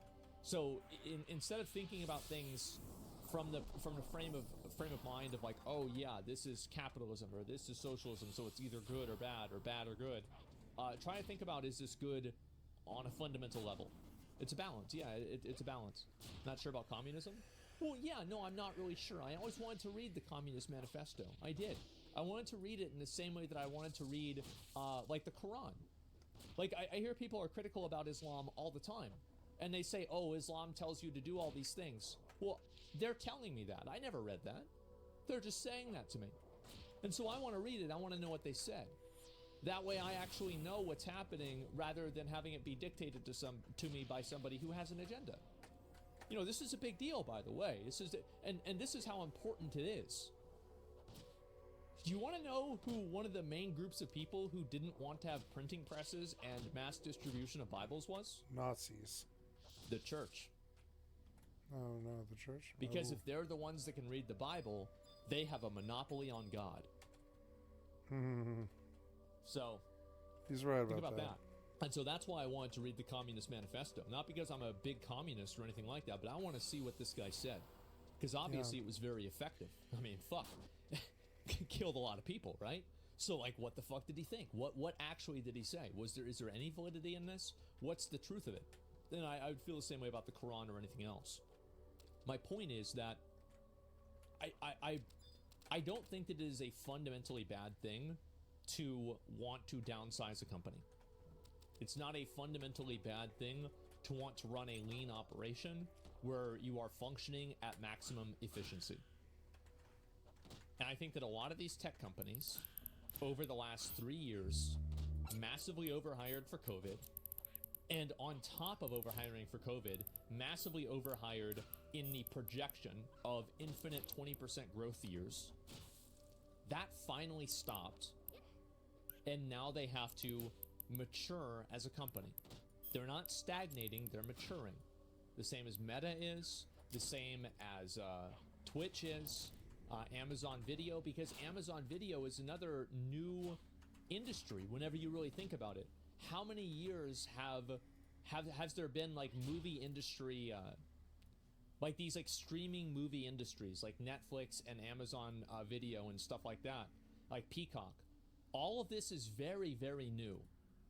And in the process of it being so new, people are making like tremendous like decisions. They're like, okay, is this going to be a $1 trillion market cap or a $100 million market cap or a $100 billion market cap?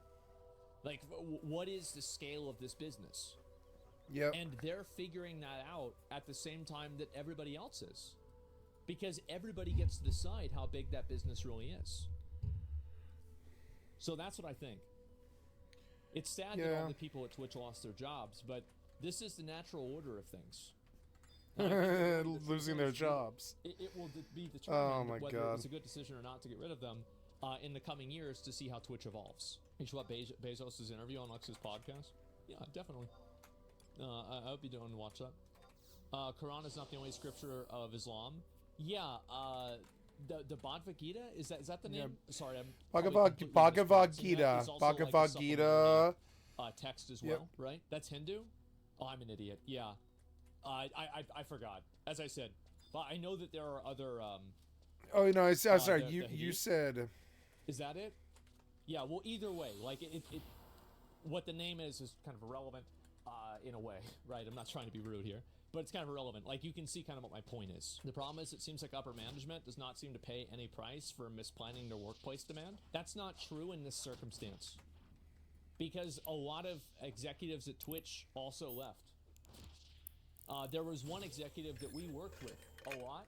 I remember, I remember her, right? She's a woman. And she was awesome. I thought she was great. Like, I didn't know what the fuck to expect, right? Because I'm like, oh, I'm gonna meet this fucking person, you know, this like executive woman at Twitch, like, you know, what's this gonna be? Bro, she was fucking cool. Like, I bet she was. I didn't even know what to think. Warp drive active. I was kind of in shock. Why would they hire bad people? You know? Like a party I went to, right? It was like not really a party, like a business mixer that I went to like last year, and I was really shocked by it. And she's gone. That's why she's out. I mean, I don't know about that, man. Yeah, I'm not sure. And so, do you think Twitch pays streamers too much money? Does Twitch pay streamers too much money?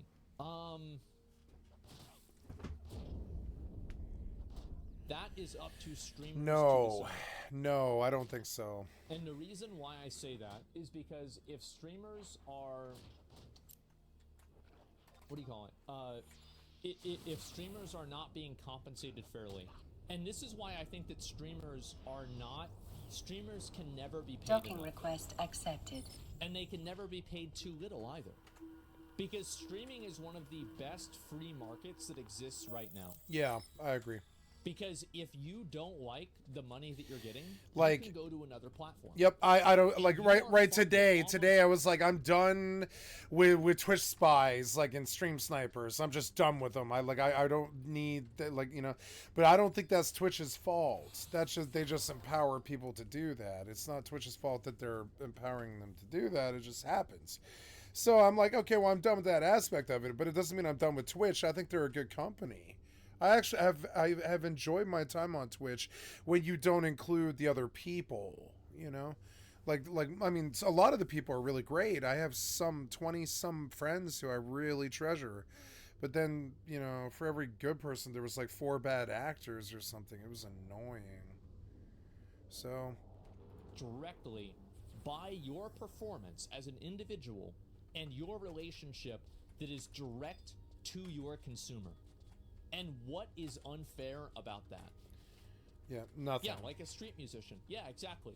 It's like, I bet, I don't fucking know, Tosin Abassi from Animals as Leaders. I've got to say this about Twitch, and they never talk about this, but I always struggle with this with markets and stuff, right? And I've been a bit successful businessman. I built 2 successful well, now it's 3 actually, three successful businesses. One of them illegitimate, and or 4 really, I guess, 4. And I'm good at being successful at business, but where I'm going with this is like what they never talk about is fundamentally what Twitch does is really, really, really expensive server-wise, and what it supplies is free entertainment, right? Now, it's not always free. I'm sure some people require you to sub to them, I think, to even like watch their channel, I think. But it's like, it's a business model I've always struggled with. Like, it's like, okay, so you guys want to supply free entertainment for the whole world, and you want to supply the means for the people to do that. And while some of that cost is paid by the consumer in terms of like, it's my camera, my internet on my side, my cords, my tech, my face, you know, some of the stuff is on my side, but some of the stuff is on Twitch side.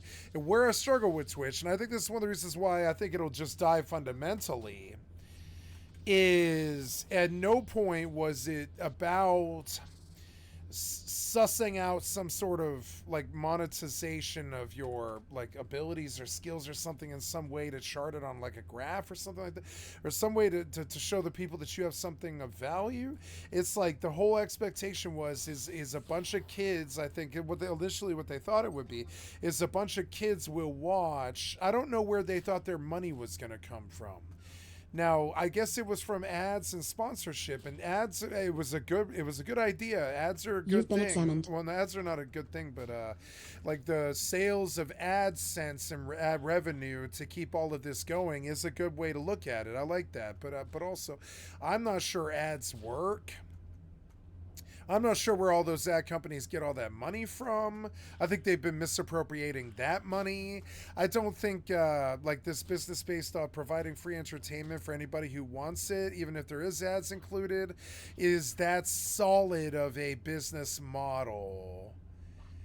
And honestly, you know what I wouldn't mind is them setting up something where they're like, and I'll spitball what my solution to it would be, is I would set up kind of some infrastructure where like the people are rating what they're seeing in terms of how long it's entertaining them or whatever, and how interested they are in it and how much fun they're having and all this.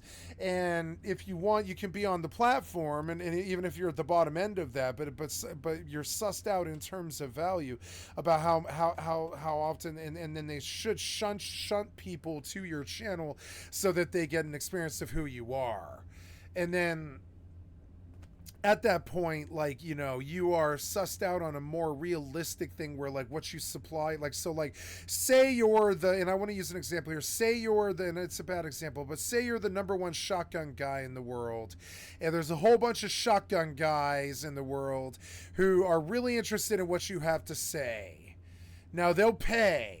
And they'll sit there day in, day out while you talk about shotguns and clean your shotguns and stuff, right? Or whatever. It doesn't matter what it is. Whatever. Maybe you're the MMORPG guy. I'm the MMO lifestyle guy. Whatever, right? And I'm like, I'll show you MMOs all day, every day, 14 hours a day. Sometimes 3 or 4 of them. Like, MMOs, got them running.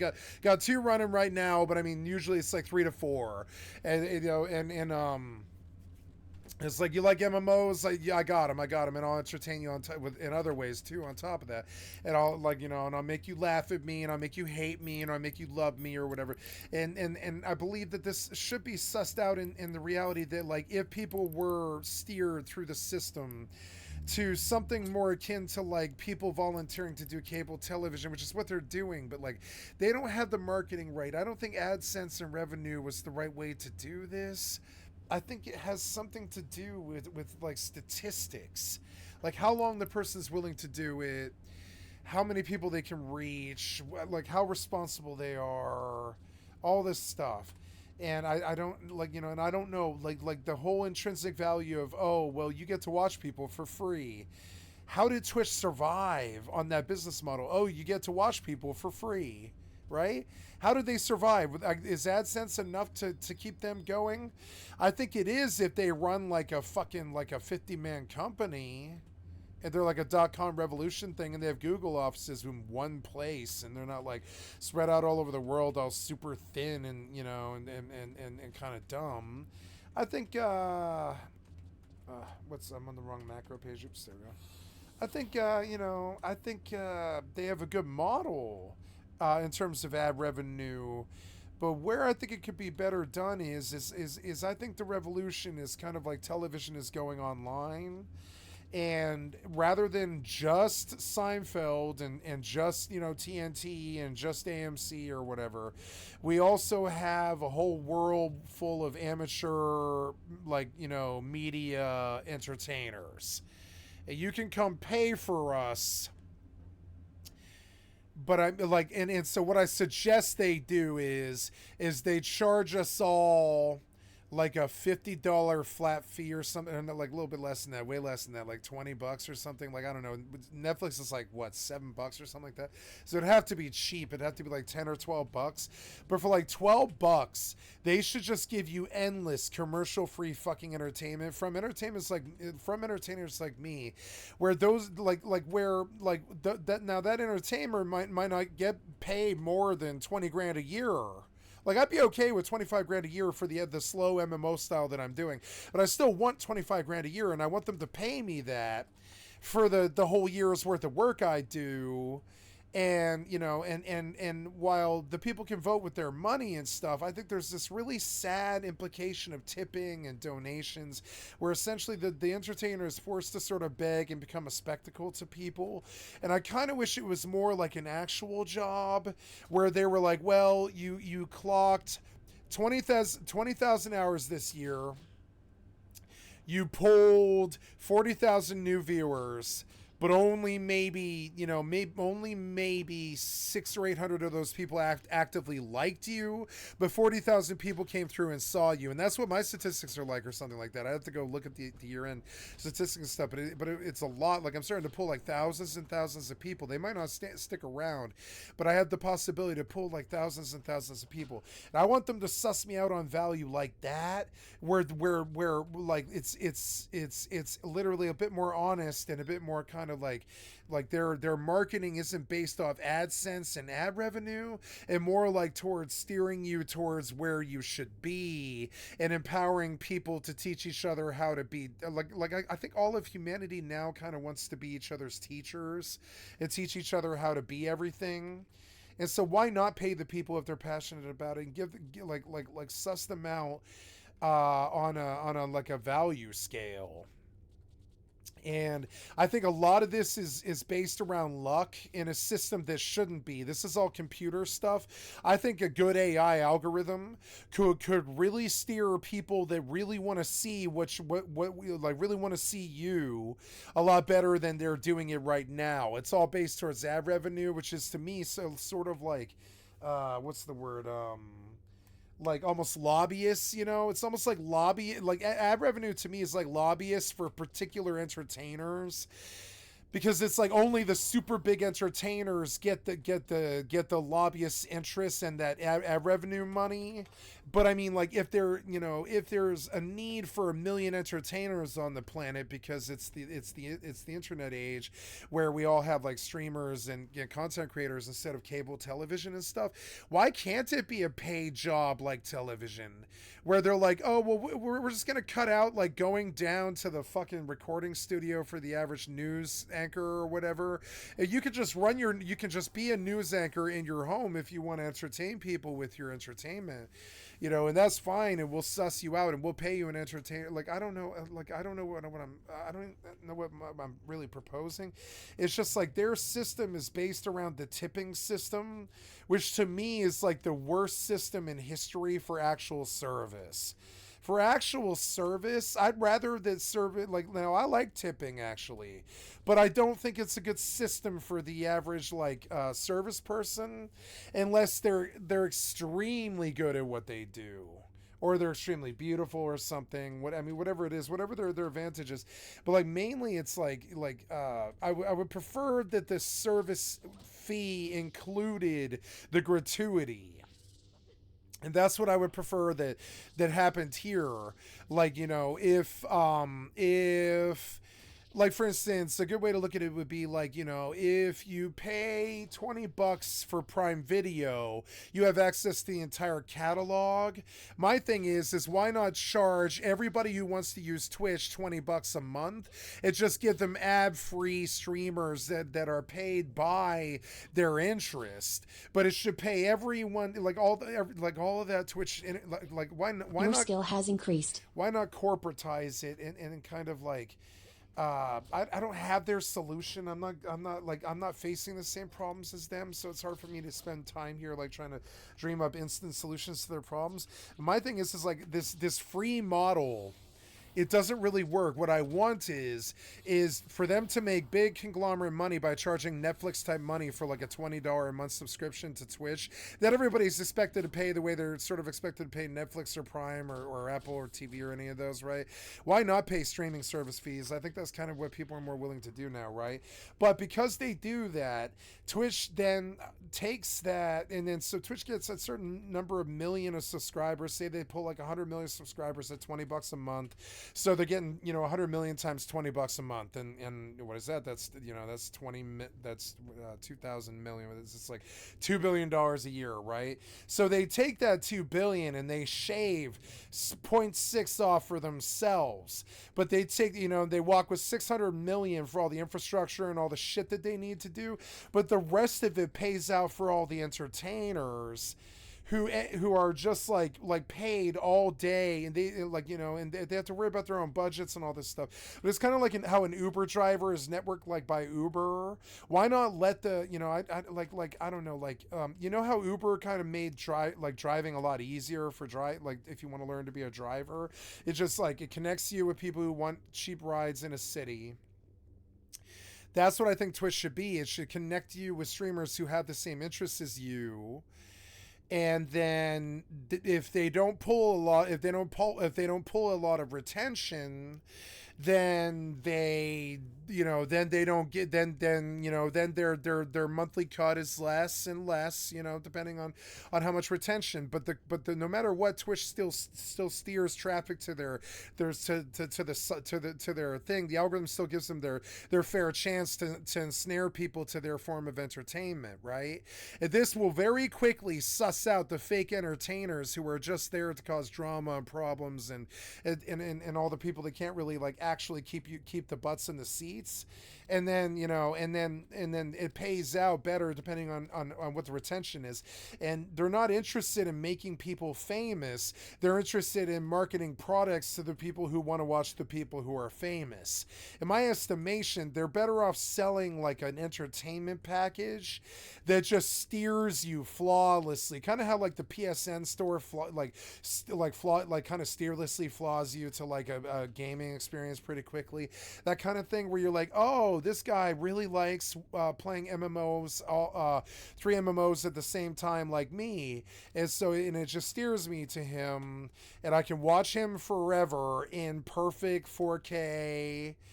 And they pay him, and while he's, he doesn't have that good of a retention or whatever, like maybe he can entertain 200 people a month, he still makes $4,000 a year doing that. While he hones his craft, and then he either gives up because it's not a sustainable income, or he likes the 4,000 and he can live off that or whatever. And that's the thing. And my thing is just like when it's gratuity based, it's this terrible MLM system where only about 100 streamers in the world actually make money. And those 100 million streamers have Kai Cenat money where he can toss 5 PS or 50 PS5s to the public and cause a fucking riot, right? That is ridiculously disgusting to me. That money should not be given to him to do that stuff. That money should be sussed out to Twitch. Like all that interest that he's got should be sussed out in $20 Twitch subs that everybody pays for their yearly or whatever, or monthly. And everybody pays their Twitch sub, right? And we take the tipping out of it entirely. And then so that streamer, if he puts all those butts in the seats, they pay him commensurately, like $1 a head. And if he pulls, 3 million people a year, they pay him $3 million a year. If he pulls 200 million, they pay him $1. They should pay him $1 a year for everybody who's a streamer. They should pay you $1 a year for how many people you can fucking retain. If it's only 200. Then I only walk with 200. I'd be okay with that, and it would all inspire. It would suss us out better. The people who weren't good at it would immediately wash out when they couldn't afford to pay the bills and stuff and all this, and stop trying to clickbait each other and stop trying to fucking beg each other for bits and cheers and I'll do this and this for a sub or any of this like weird like sort of gratuitous almost like strip club behavior that leads to like I would say, what's the word? It's like sensationalism, kind of like that movie Nightcrawler kind of tried to show, like, when people get so interested in violence and sensationalism stuff, it feeds this need in us to buy it and pay the media to give it to us and stuff. And while that, and that's interesting, but it's like, I think there's something to do about this where like it's this MLM where as for streamers, where the top of the pyramid gets paid the only money the streamers make. And that's terrible, because when you think about it, there's like 1.6 million streamers in the world. And you got to consider if like 200 of them are making all of the money, but 1.599990 are doing all of the work to put the entertainment on the platforms, something's wrong there. Which is why, for instance, like we had that case where that lady shot up the YouTube office. She felt that their algorithms were killing her career. And I think you find that if they had just measured how many butts she was putting in the seats, and honestly, I would say a lot of the women, the butts that she was putting in her seats were from the third world, where they didn't have a lot of money to give. They don't have $5 to give to a streamer. They don't have that. Like the women that she was speaking to were Muslim Americans who were lower to middle class, who come from a poor country, and they didn't have in their monthly budgets to give her donations to keep her career alive, so she doesn't starve. So when their algorithms killed her career, she stormed through their office with a shotgun, if I recall, because she was that angry. And you can see where that rage comes from. A lot of streamers don't get paid what they're worth. And some of them get paid way, way more than they're worth. Like, for instance, this guy, he's got a lot of ability to put a lot of butts in the seats, and he should, So, but I'd say, if he's seating about, 100,000 subscribers a year, then he should be making $100 grand a year for the 10 years that he's been doing this, until he reaches 2.3 million subs, and they're just forced to realize that he's got many people in his stable, and they pay him something bigger. But no matter what, all the people next to him also get paid. And I'm not talking about communism or socialism. I'm talking about like run a system where all of the entertainment is just included, like in a Netflix package, but the Netflix pays all of the producers of the content, not just the people who it's weird, like the MLMs. Something about the human psychologies, they want to pack in a herd, but you still might be entertained. Like, a good example of this is, say, an underground band, right? An underground band might not pack the seats. What's a beautiful, beautiful example of this? Like an underground band that never truly made it, but it was still universally really amazing, right? Tech-9, right? Tech-9 made it. He made it. It's an affront to him to say that he didn't. I don't want to talk shit about Tech-9. I like Tech-9. I really love Tech-9.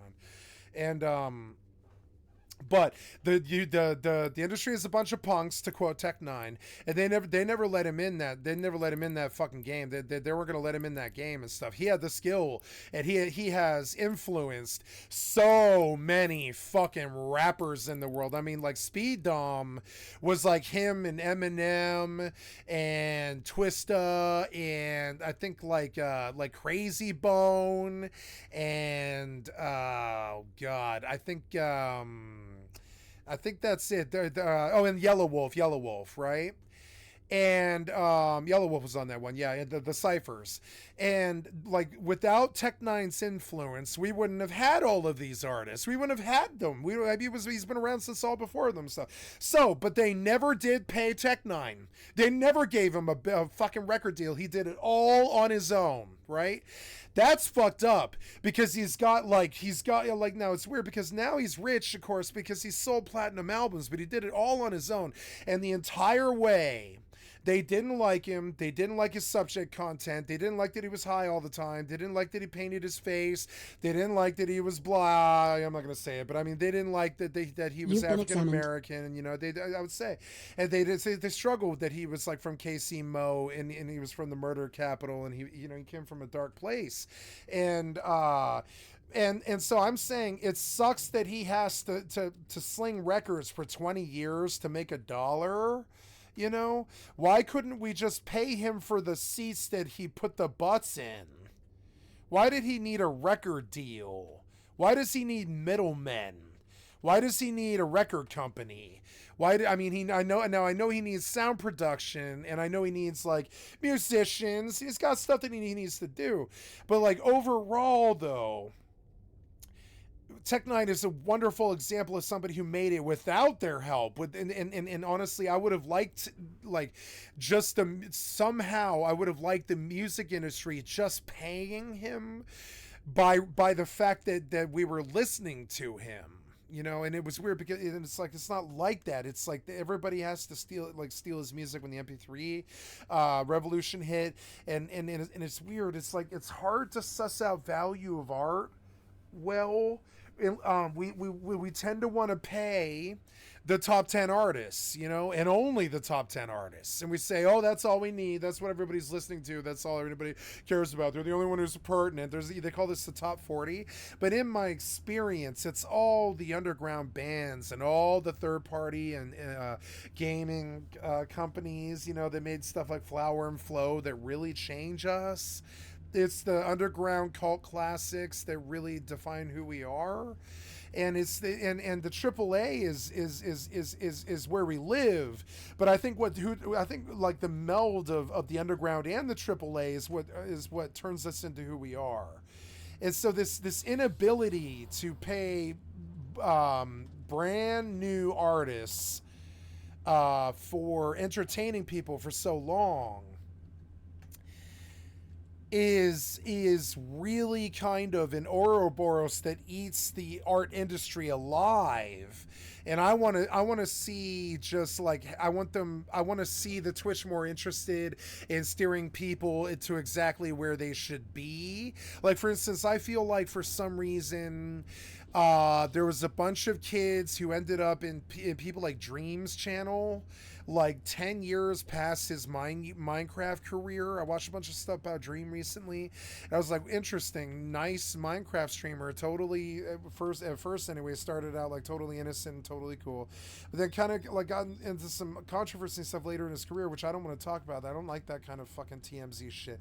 But what I do want to say is like those kids, they find themselves still watching Dream like 10 or 12 years later and probably going through the same stuff that he's going through. But in my experience, like, I'm sorry. I said this wrong. Excuse me. He had an audience that stayed with him, but there's also all the new Minecraft kids. Just like all the new WoW kids flock to Asmongold, all the new Minecraft kids flock to Dream or whatever, or all the new Fortnite kids flock to Ninja or whatever.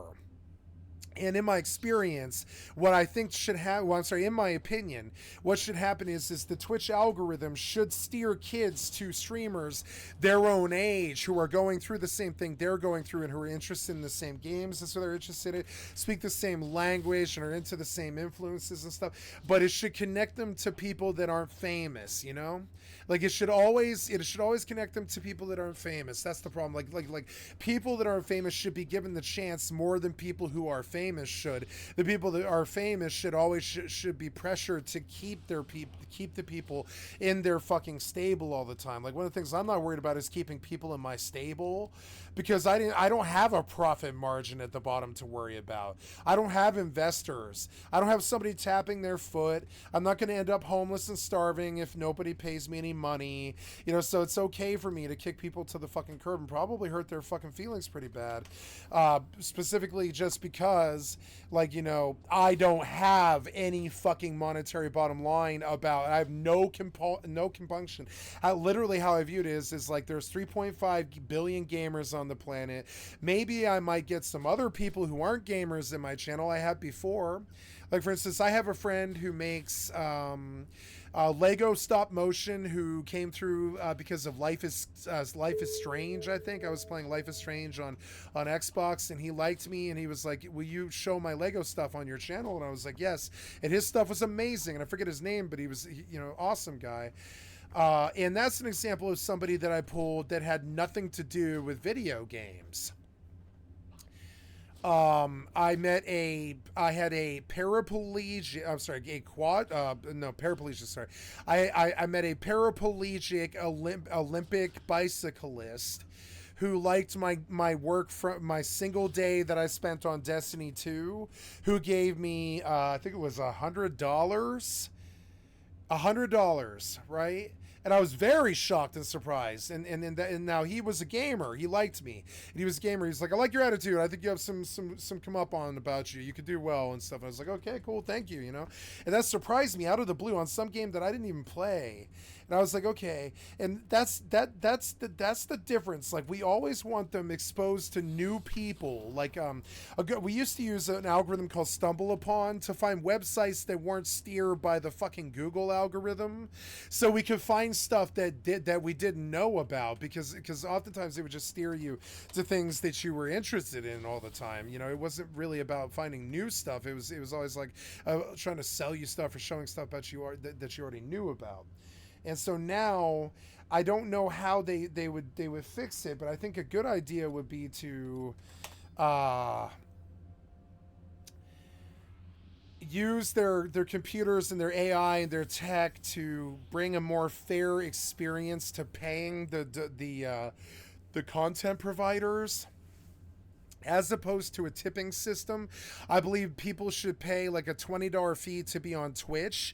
And I think anybody who wants to be on Twitch should follow a really rigid fucking set of rules. And they shouldn't be able to attack their audience like I've been able to do. They shouldn't be able to, like, you know, they shouldn't be able to cuss or engage in sexual behavior around minors or any of this stuff. There should be porn on there. I think there should be porn on there. I think there should be gambling. I think there should be dancing and twerking and titties and all this stuff, except it's very carefully sussed out, and the kids are very carefully sussed out, and the kids don't come to adult Twitch, and the adult Twitch don't go to the kids Twitch, and the adult YouTube goes to the adult YouTube, and the kids YouTube goes to the kids YouTube, and and the streamers are always changing, and you can get your shot at it and all this. And if you remain loyal and you are always there every day and you're entertaining people 24/7, you might be able to make a living doing it. But no matter what, you were able to make money doing it. And so if you want to go on and do, say, a 7-week course about how to game cryptocurrency to sell it on the Forex market, you should be able to make buku bucks doing that if you put a whole bunch of tens of thousands of butts in the seats. But you shouldn't be required you shouldn't be required to build a career to do that.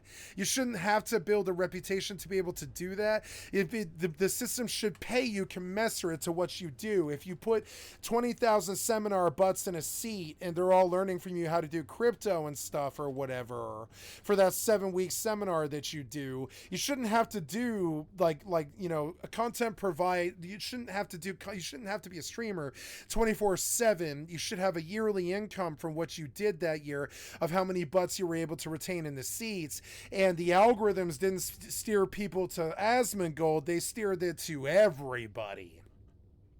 And so the one thing that Twitch promises is this like very fair steering of people to new faces, and also I want kind of a more temporary visit, right, where the people can like stay if they want, but it's always kind of like, oh, cool, you stayed and watched this person for 2 hours, we're gonna steer you to something else if that's okay, or would you like to stay? And it's like, oh, okay, I'd like to see something else, show me someone else like this. And you learn more about your true passion in 2 hours, or in in 8-hour like increments or whatever, than you ever could just watching one person. You don't just watch Ninja, you watch all the Fortnite people, and it just cycles you through channels, and it's constantly entertaining you, and the AI and the algorithm are always steering you to where the content providers are getting attention the way that they should. The companies making their money because they're getting that nice Netflix money of $7 to $12 a month or whatever, and they can retire. They can shave 600 mil off the top and give the other 1.4 to the industry. Pay the server providers, pay the content providers, pay everybody. But for some reason they believed that donations and tips and AdSense revenue were what their .com revolution. Their streamer revolution should have been based on. And while I think AdSense and revenue is a solid foundation, I don't think it's a bad one. I don't think I've ever had an issue with it. I have a serious issue with the way their algorithms steer crowds to people and only favor the top 100 to 200 streamers when the whole world could be enlightened by everybody that's out there. And if you can keep the butts in the seats, then you keep the butts in the seats. But another problem with it is brand new creators are expected to somehow overnight with like honestly, what happens is they set themselves on fire. They just set themselves on fire. Kai Cenat set himself on fire. I would say they set themselves on fire. They'll go to foreign countries and they'll make racial epithet slurs and shit like this. They'll set themselves on fire because they're desperate for that fucking clout and that tip money. And it's a bad financial foundation to build an industry on. It's not service, kind of like waiters and places you would traditionally like tip people because you only ever see them once. You only ever see a waiter probably once in your lifetime unless you always go to the same restaurant, right? So tipping makes sense for an industry like that. But a streamer, I think it should be sussed out a lot more, like how many butts are you putting in the seats, what you should be paid for, what your value is, how much interest, how much retention you have. We're going to steer you a bunch of fucking people. Maybe we even charge the streamer. Like I'd be okay with paying them $200 a year to steer steer the traffic in a way where I wasn't getting fucking kids who were taking a swing because of my title, but actually getting 40-year-old boomers who are interested in seeing 3 MMOs at once. And I don't know how you tell the algorithm to do that, but I think they're far more likely to end up watching Asmongold than they are me because they don't know about me. The system isn't based around introducing you to new faces. It's based around introducing you to old faces. And I think new faces should be the revolution of their streamer genre, of their streamer industry. It should be the core of it is like retention, not luck. Like they're like, it's based off like luck and donations. Like, but it really should be like, okay, we steer to you every day because of your contract and the way that you retain people. We steer you 20 new people who are actually interested in what, who actually like sussed out and are interested in what you're looking for. Kind of like contracts on to a salesman, like give me the leads, right? I'm looking for leads. I'm looking for people who are actually interested in what I'm looking for and like what I'm interested in. And Twitch does this fairly well. But the problem is when they serve to the game, it's weird because they're searching for the game that they like, not the personality that they're into. And I believe that Twitch could probably do better at steering us towards like steering brand new faces every day, right? Kind of like a speed dating game, where right now it's a bad speed dating game when Asmongold pops up for all the 400 women in the dating pool or whatever, which is like say the 400 people in the pool are all interested in World of Warcraft, right? So those 400 people don't get steered to 400 interesting World of Warcraft streamers, and they just they click through, you know, on kind of a swipe basis. I would say a swipe basis would be good. And it's like, look at this streamer, see what he's doing, swipe. And if you like what they're doing, stick around and watch, right? There's this whole thing of like, they've got to click and they've got to do the title. They've got to search through titles and see what they're interested in and see what people are doing and all this stuff. I think it should be more like, would you like to know more? Would you like to be connected here? Here's what people are talking about Iraq right now. If you would like to get off the topic of MMORPGs, and Johnny the MMORPG streamer will continue to do his stream. He's making $12 today because no matter what, 12 people came through, and he kept those 12 people in the seats for 8 hours or 12 hours or whatever. But no matter what, we kept filtering another 200 people through to see if Johnny could keep more people. And instead of how is somebody supposed to find Johnny? You know, how is somebody, that's what I'm dealing with right now. How is if you don't set yourself on fire and you're just a steady entertainer like Billy Joel, and you sit in front of a piano for 8 or 10 or 12 hours a night with a mug of beer in your fucking hand, you're sitting here holding court like Larry King or whatever the fuck, and you're singing Piano Man every half an hour, and you're drinking beer with the fucking regulars, and you're like holding court like a fucking king in your bar or whatever, and that's cool. But my issue is it's like, it's expected that those people that watch you come back the next day and stay in the same bar and watch the same singer. I think that's boring. I think Twitch should bring the next day. I think Twitch should bring you an entirely new bunch of chairs in the restaurant with all new butts in the seat. Now there's other butts that are still sitting at the seat the next day who are like, ooh, I like this restaurant, I don't want to leave.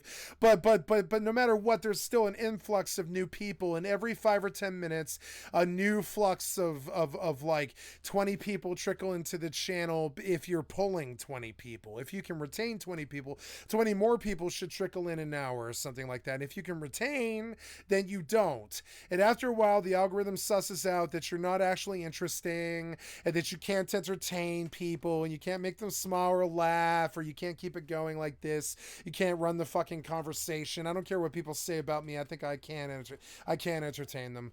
And so like, and that's the difference. Like, so this whole all the people get to watch for free. I don't like that. I think it should be more like the MMO monthly thing. I think they should pay a monthly to Twitch, and Twitch should be very, very curated to steer them to new streamers every day, unless they want to stay on the one that they're on. And so it's constantly shuffling them to everybody. And you see this person and you think, oh, after 5 seconds, you're like, oh, she's cute, but she's not my type, or she's not making me laugh, or the game that she's playing, I don't like it. So swipe, right? I want kind of a Tinder approach to Twitter, where it just like plays like this cable television empire, and you tune in and it's got you like crack, and it hits you with something, and it's like, here's what your community is thinking about right now today. This streamer did this. Would you like to see this? And it's like, da da da da da da, and you're like, nah. Show me something a little more, like a little bit more towards what I'm thinking about. I'm thinking about playing some you know, or whatever, right? Some New World today, and it's like, oh well, New World hasn't seen much stuff, but you know, but here's some New World streamers that you've never seen before that do curry some favor, but aren't who's the New World guy, right? There's like a New World guy that I like. I can't remember his fucking name. It's like I don't know. Duke Sloth is good, or Baggins TV, or you know, I'm looking for the one I always watch isn't popping for some reason. He must have stopped maybe, but yeah, you know, there's a lot of people here, but yeah, Light No Fire is making some waves. I'm gonna have to take a look at that one, right? I want to watch this video, so I want to put this in the queue and stuff. So, but yeah, it's like what happens to Bitcoin and prices after the ETF or whatever. So like, you know, so this guy, he has to rely on daily butts in the seat business. But my thing is why can't he entertain for 4 hours? And if he pulls a crowd of retention, if there's always a steady stream of of curious people being funneled in by the Twitch, not by themselves, but by the Twitch, that's always bringing new people to his channel because he's been there for 5 years and they know he can entertain people. He's been there for 5 years, you know, so there's a steady stream of people coming in. And if he retains that day, his yearly income is slightly better. If he doesn't, it isn't, and it drops, right? And so he's interested in retention.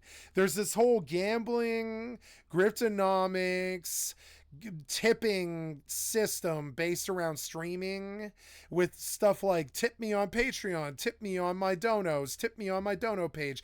By the way, guys, come to skycat.live to my website and click on the cat space to donate, or you can sub to me on Twitch. I see that I have 6 viewers right now, so I'm going to work some self promotion into this, even though I don't really usually do that. I'm going to do that because it just seems to be the topic that we're talking about right now, right?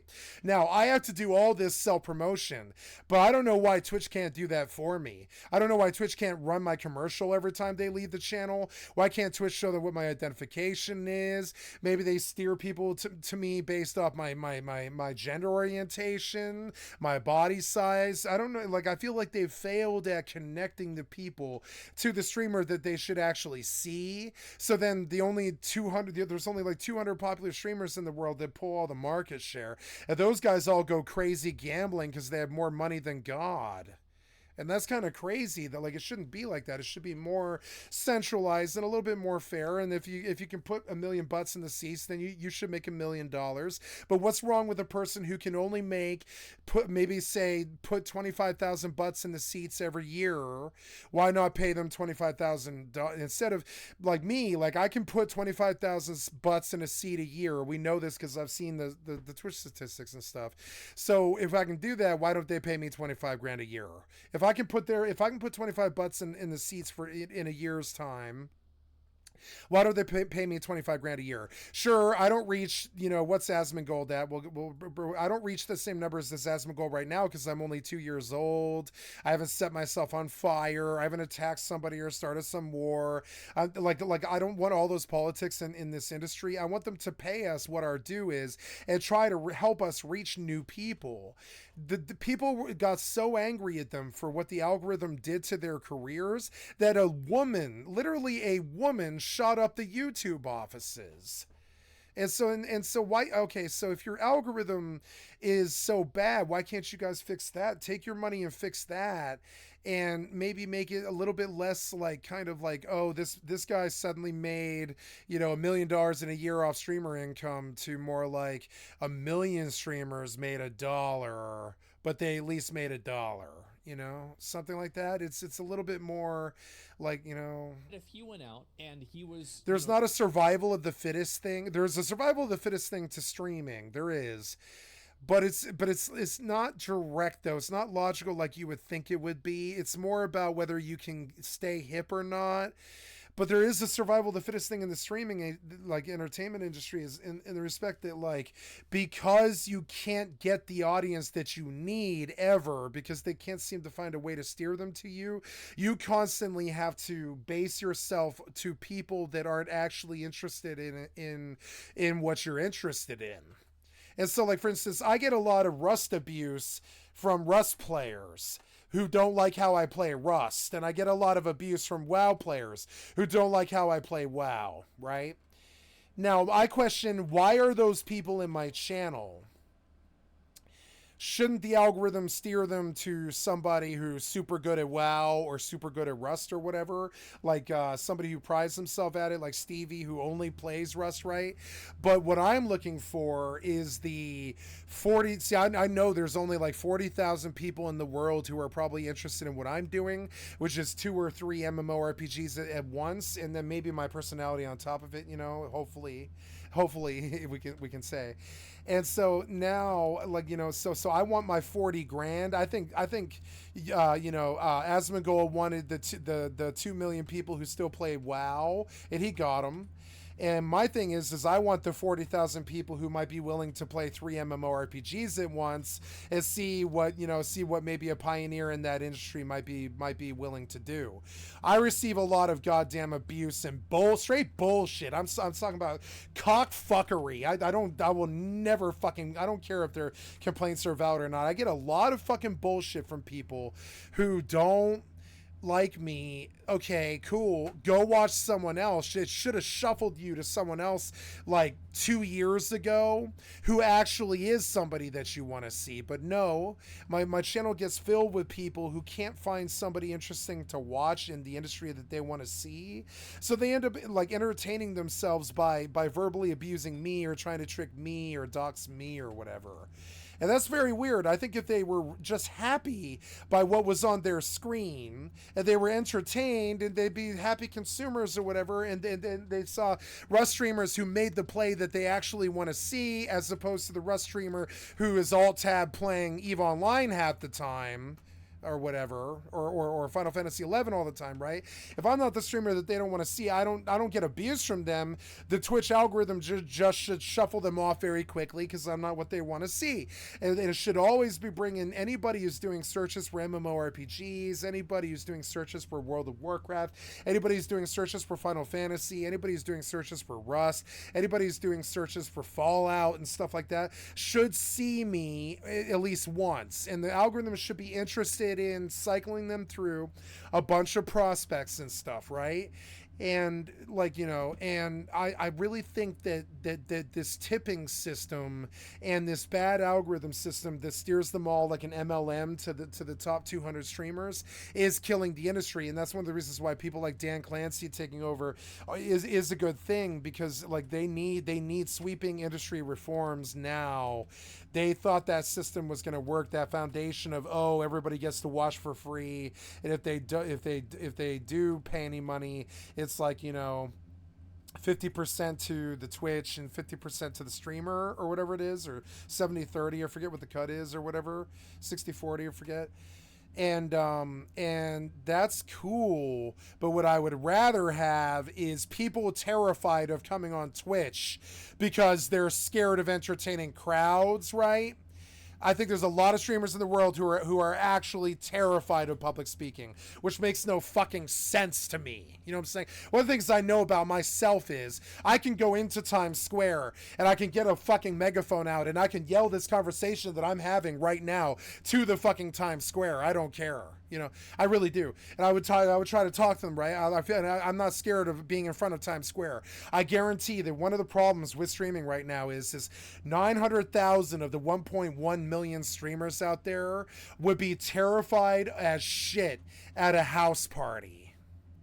And that makes no sense to me. Then why are you an entertainer if you can't even handle a fucking house party? You know what I'm saying? If you don't leave the house, why are that kind of thing? It's sort of weird. It's like this thing. And so a lot of people are getting a lot of crowd share that maybe shouldn't necessarily get it.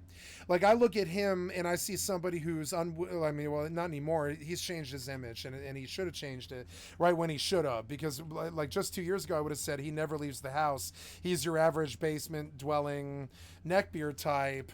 He's got the neck beard. He's very proud of it. He doesn't change it and all this. And we wonder why he keeps the butts in the seats. And my theory is because the algorithm steers all those people to him all the time. That's why.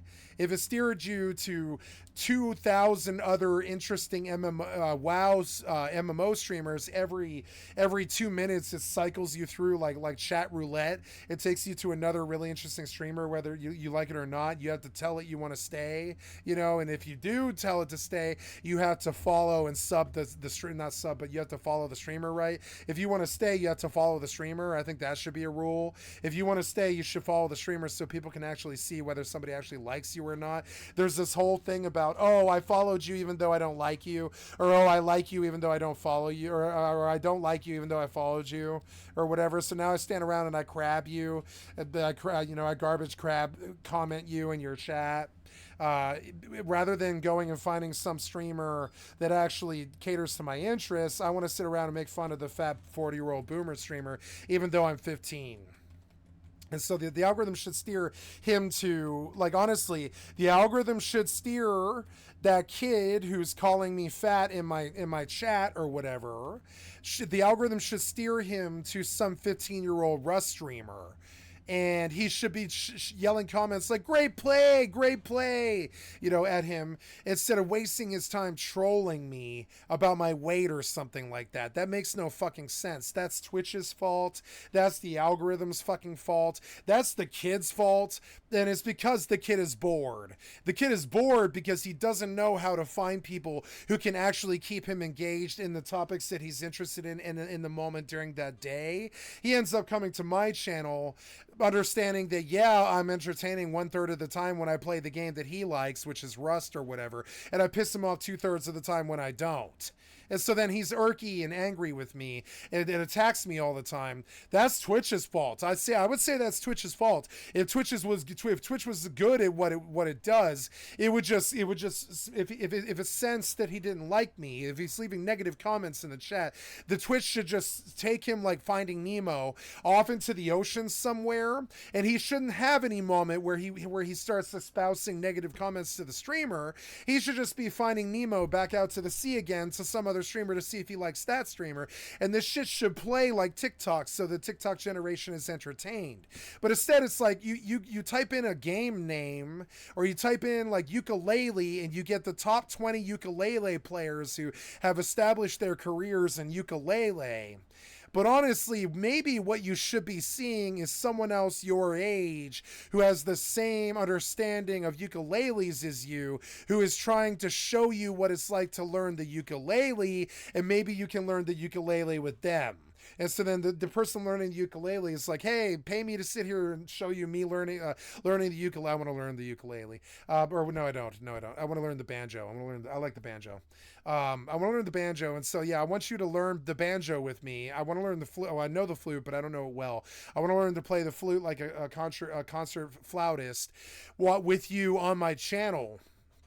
But see, my fear is if I go into it, if I put in my title, learning flute for the first time, my fear is that all I'm gonna get is a bunch of people who came expecting Final Fantasy XI, EVE Online, and Rust, sat through a terrible flute session where I played a bunch of bad notes and stuff, don't give two shits about flutes, and were kind of disappointed that they came for entertainment that day and got something else instead.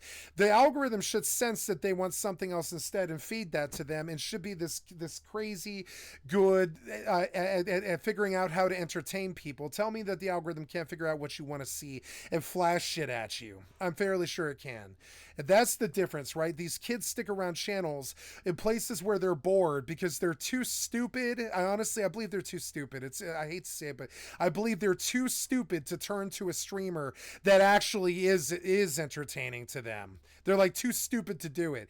The algorithm won't take them there. They're too lazy or something. I don't know what it is. They're too lazy or stupid to go find a streamer that actually entertains them. So they stick around trolling fucking Pokimane for making some comments about if you're a broke boy, say so.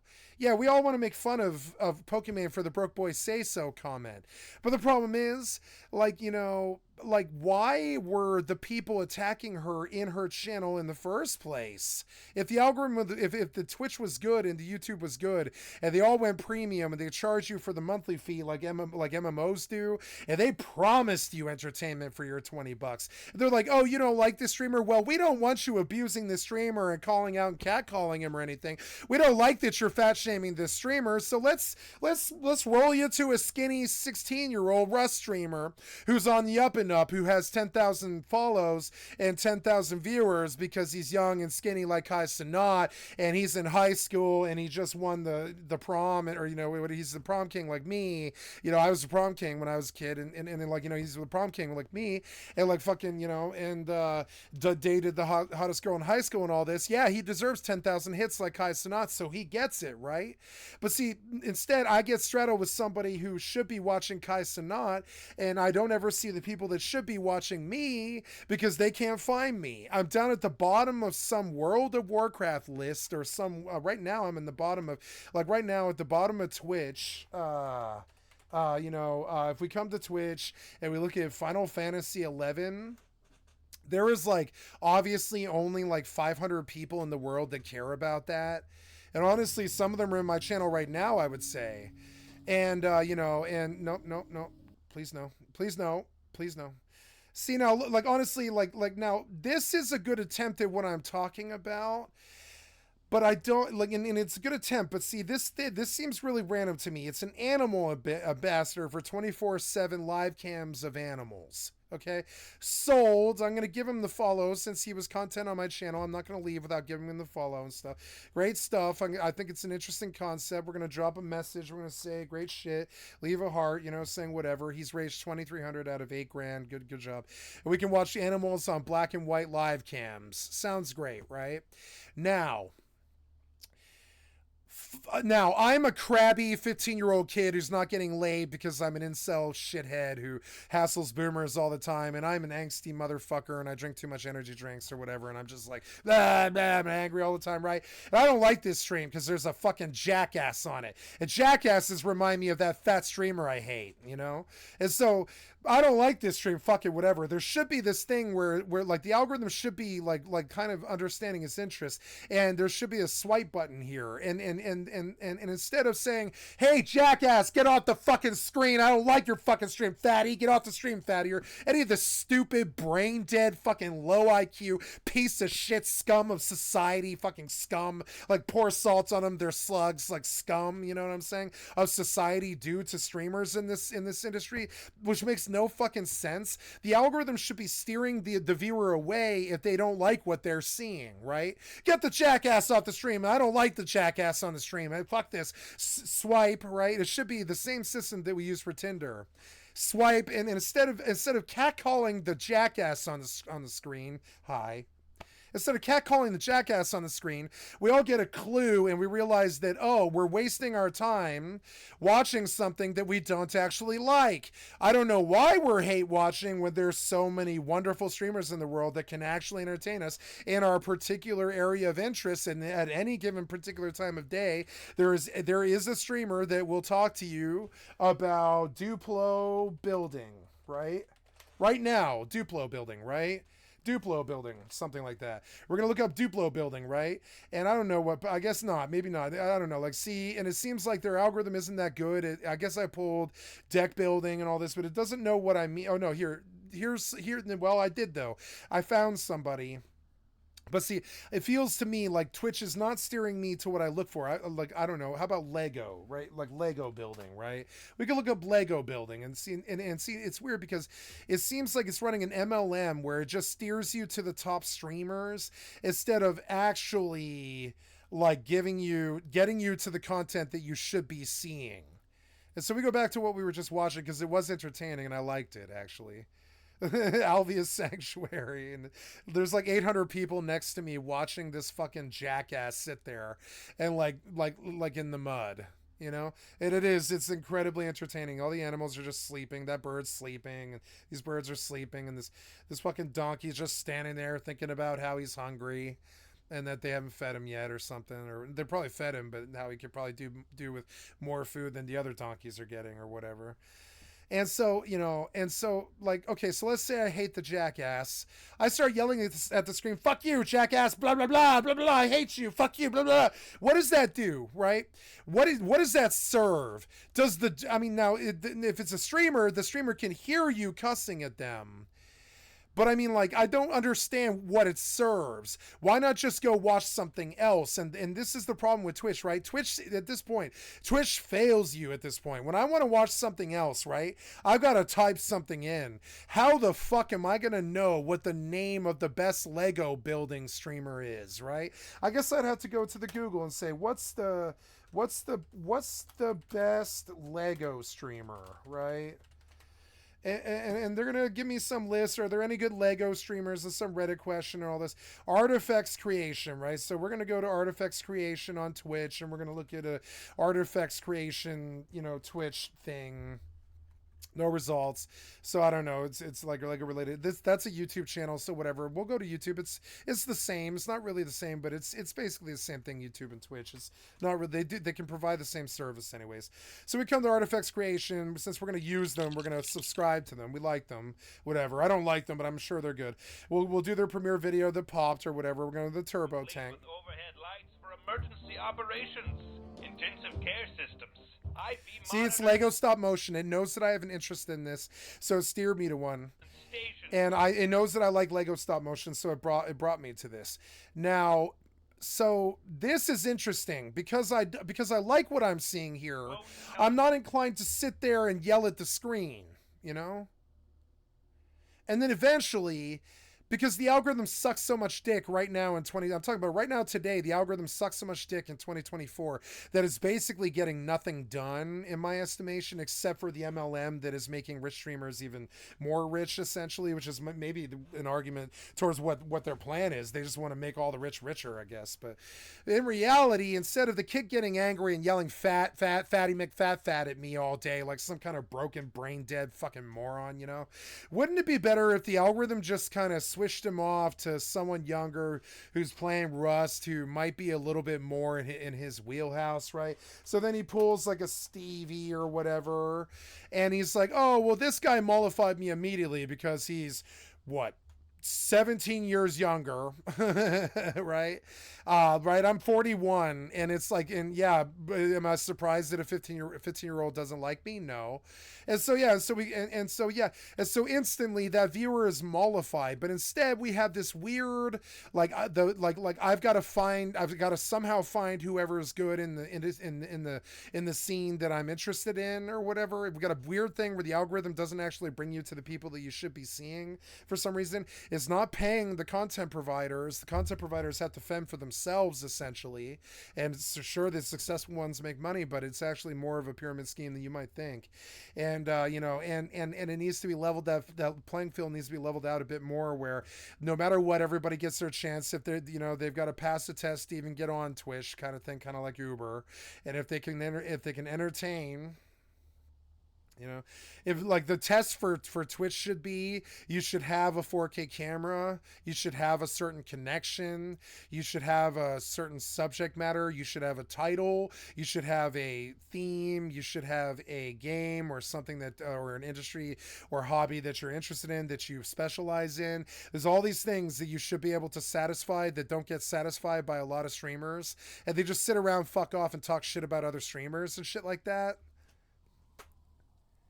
And it's like at that point, like these people are not being steered to the right place, so they're angry and they're bored, and then they get addicted to being angry and bored, and then they get addicted to trolling, and then they're stuck in this broken troll loop that you created with your bad systems. And I don't know what the solution to this is. I'm just trying to toss out some sort of solution. Now, I can guarantee Stevie is going to be a lot more fucking entertaining to the kids than me, because Stevie's a lot more fucking interested in creating a Rust experience that plays like a movie. It has cool twists like a movie, and has good music and all kinds of production value.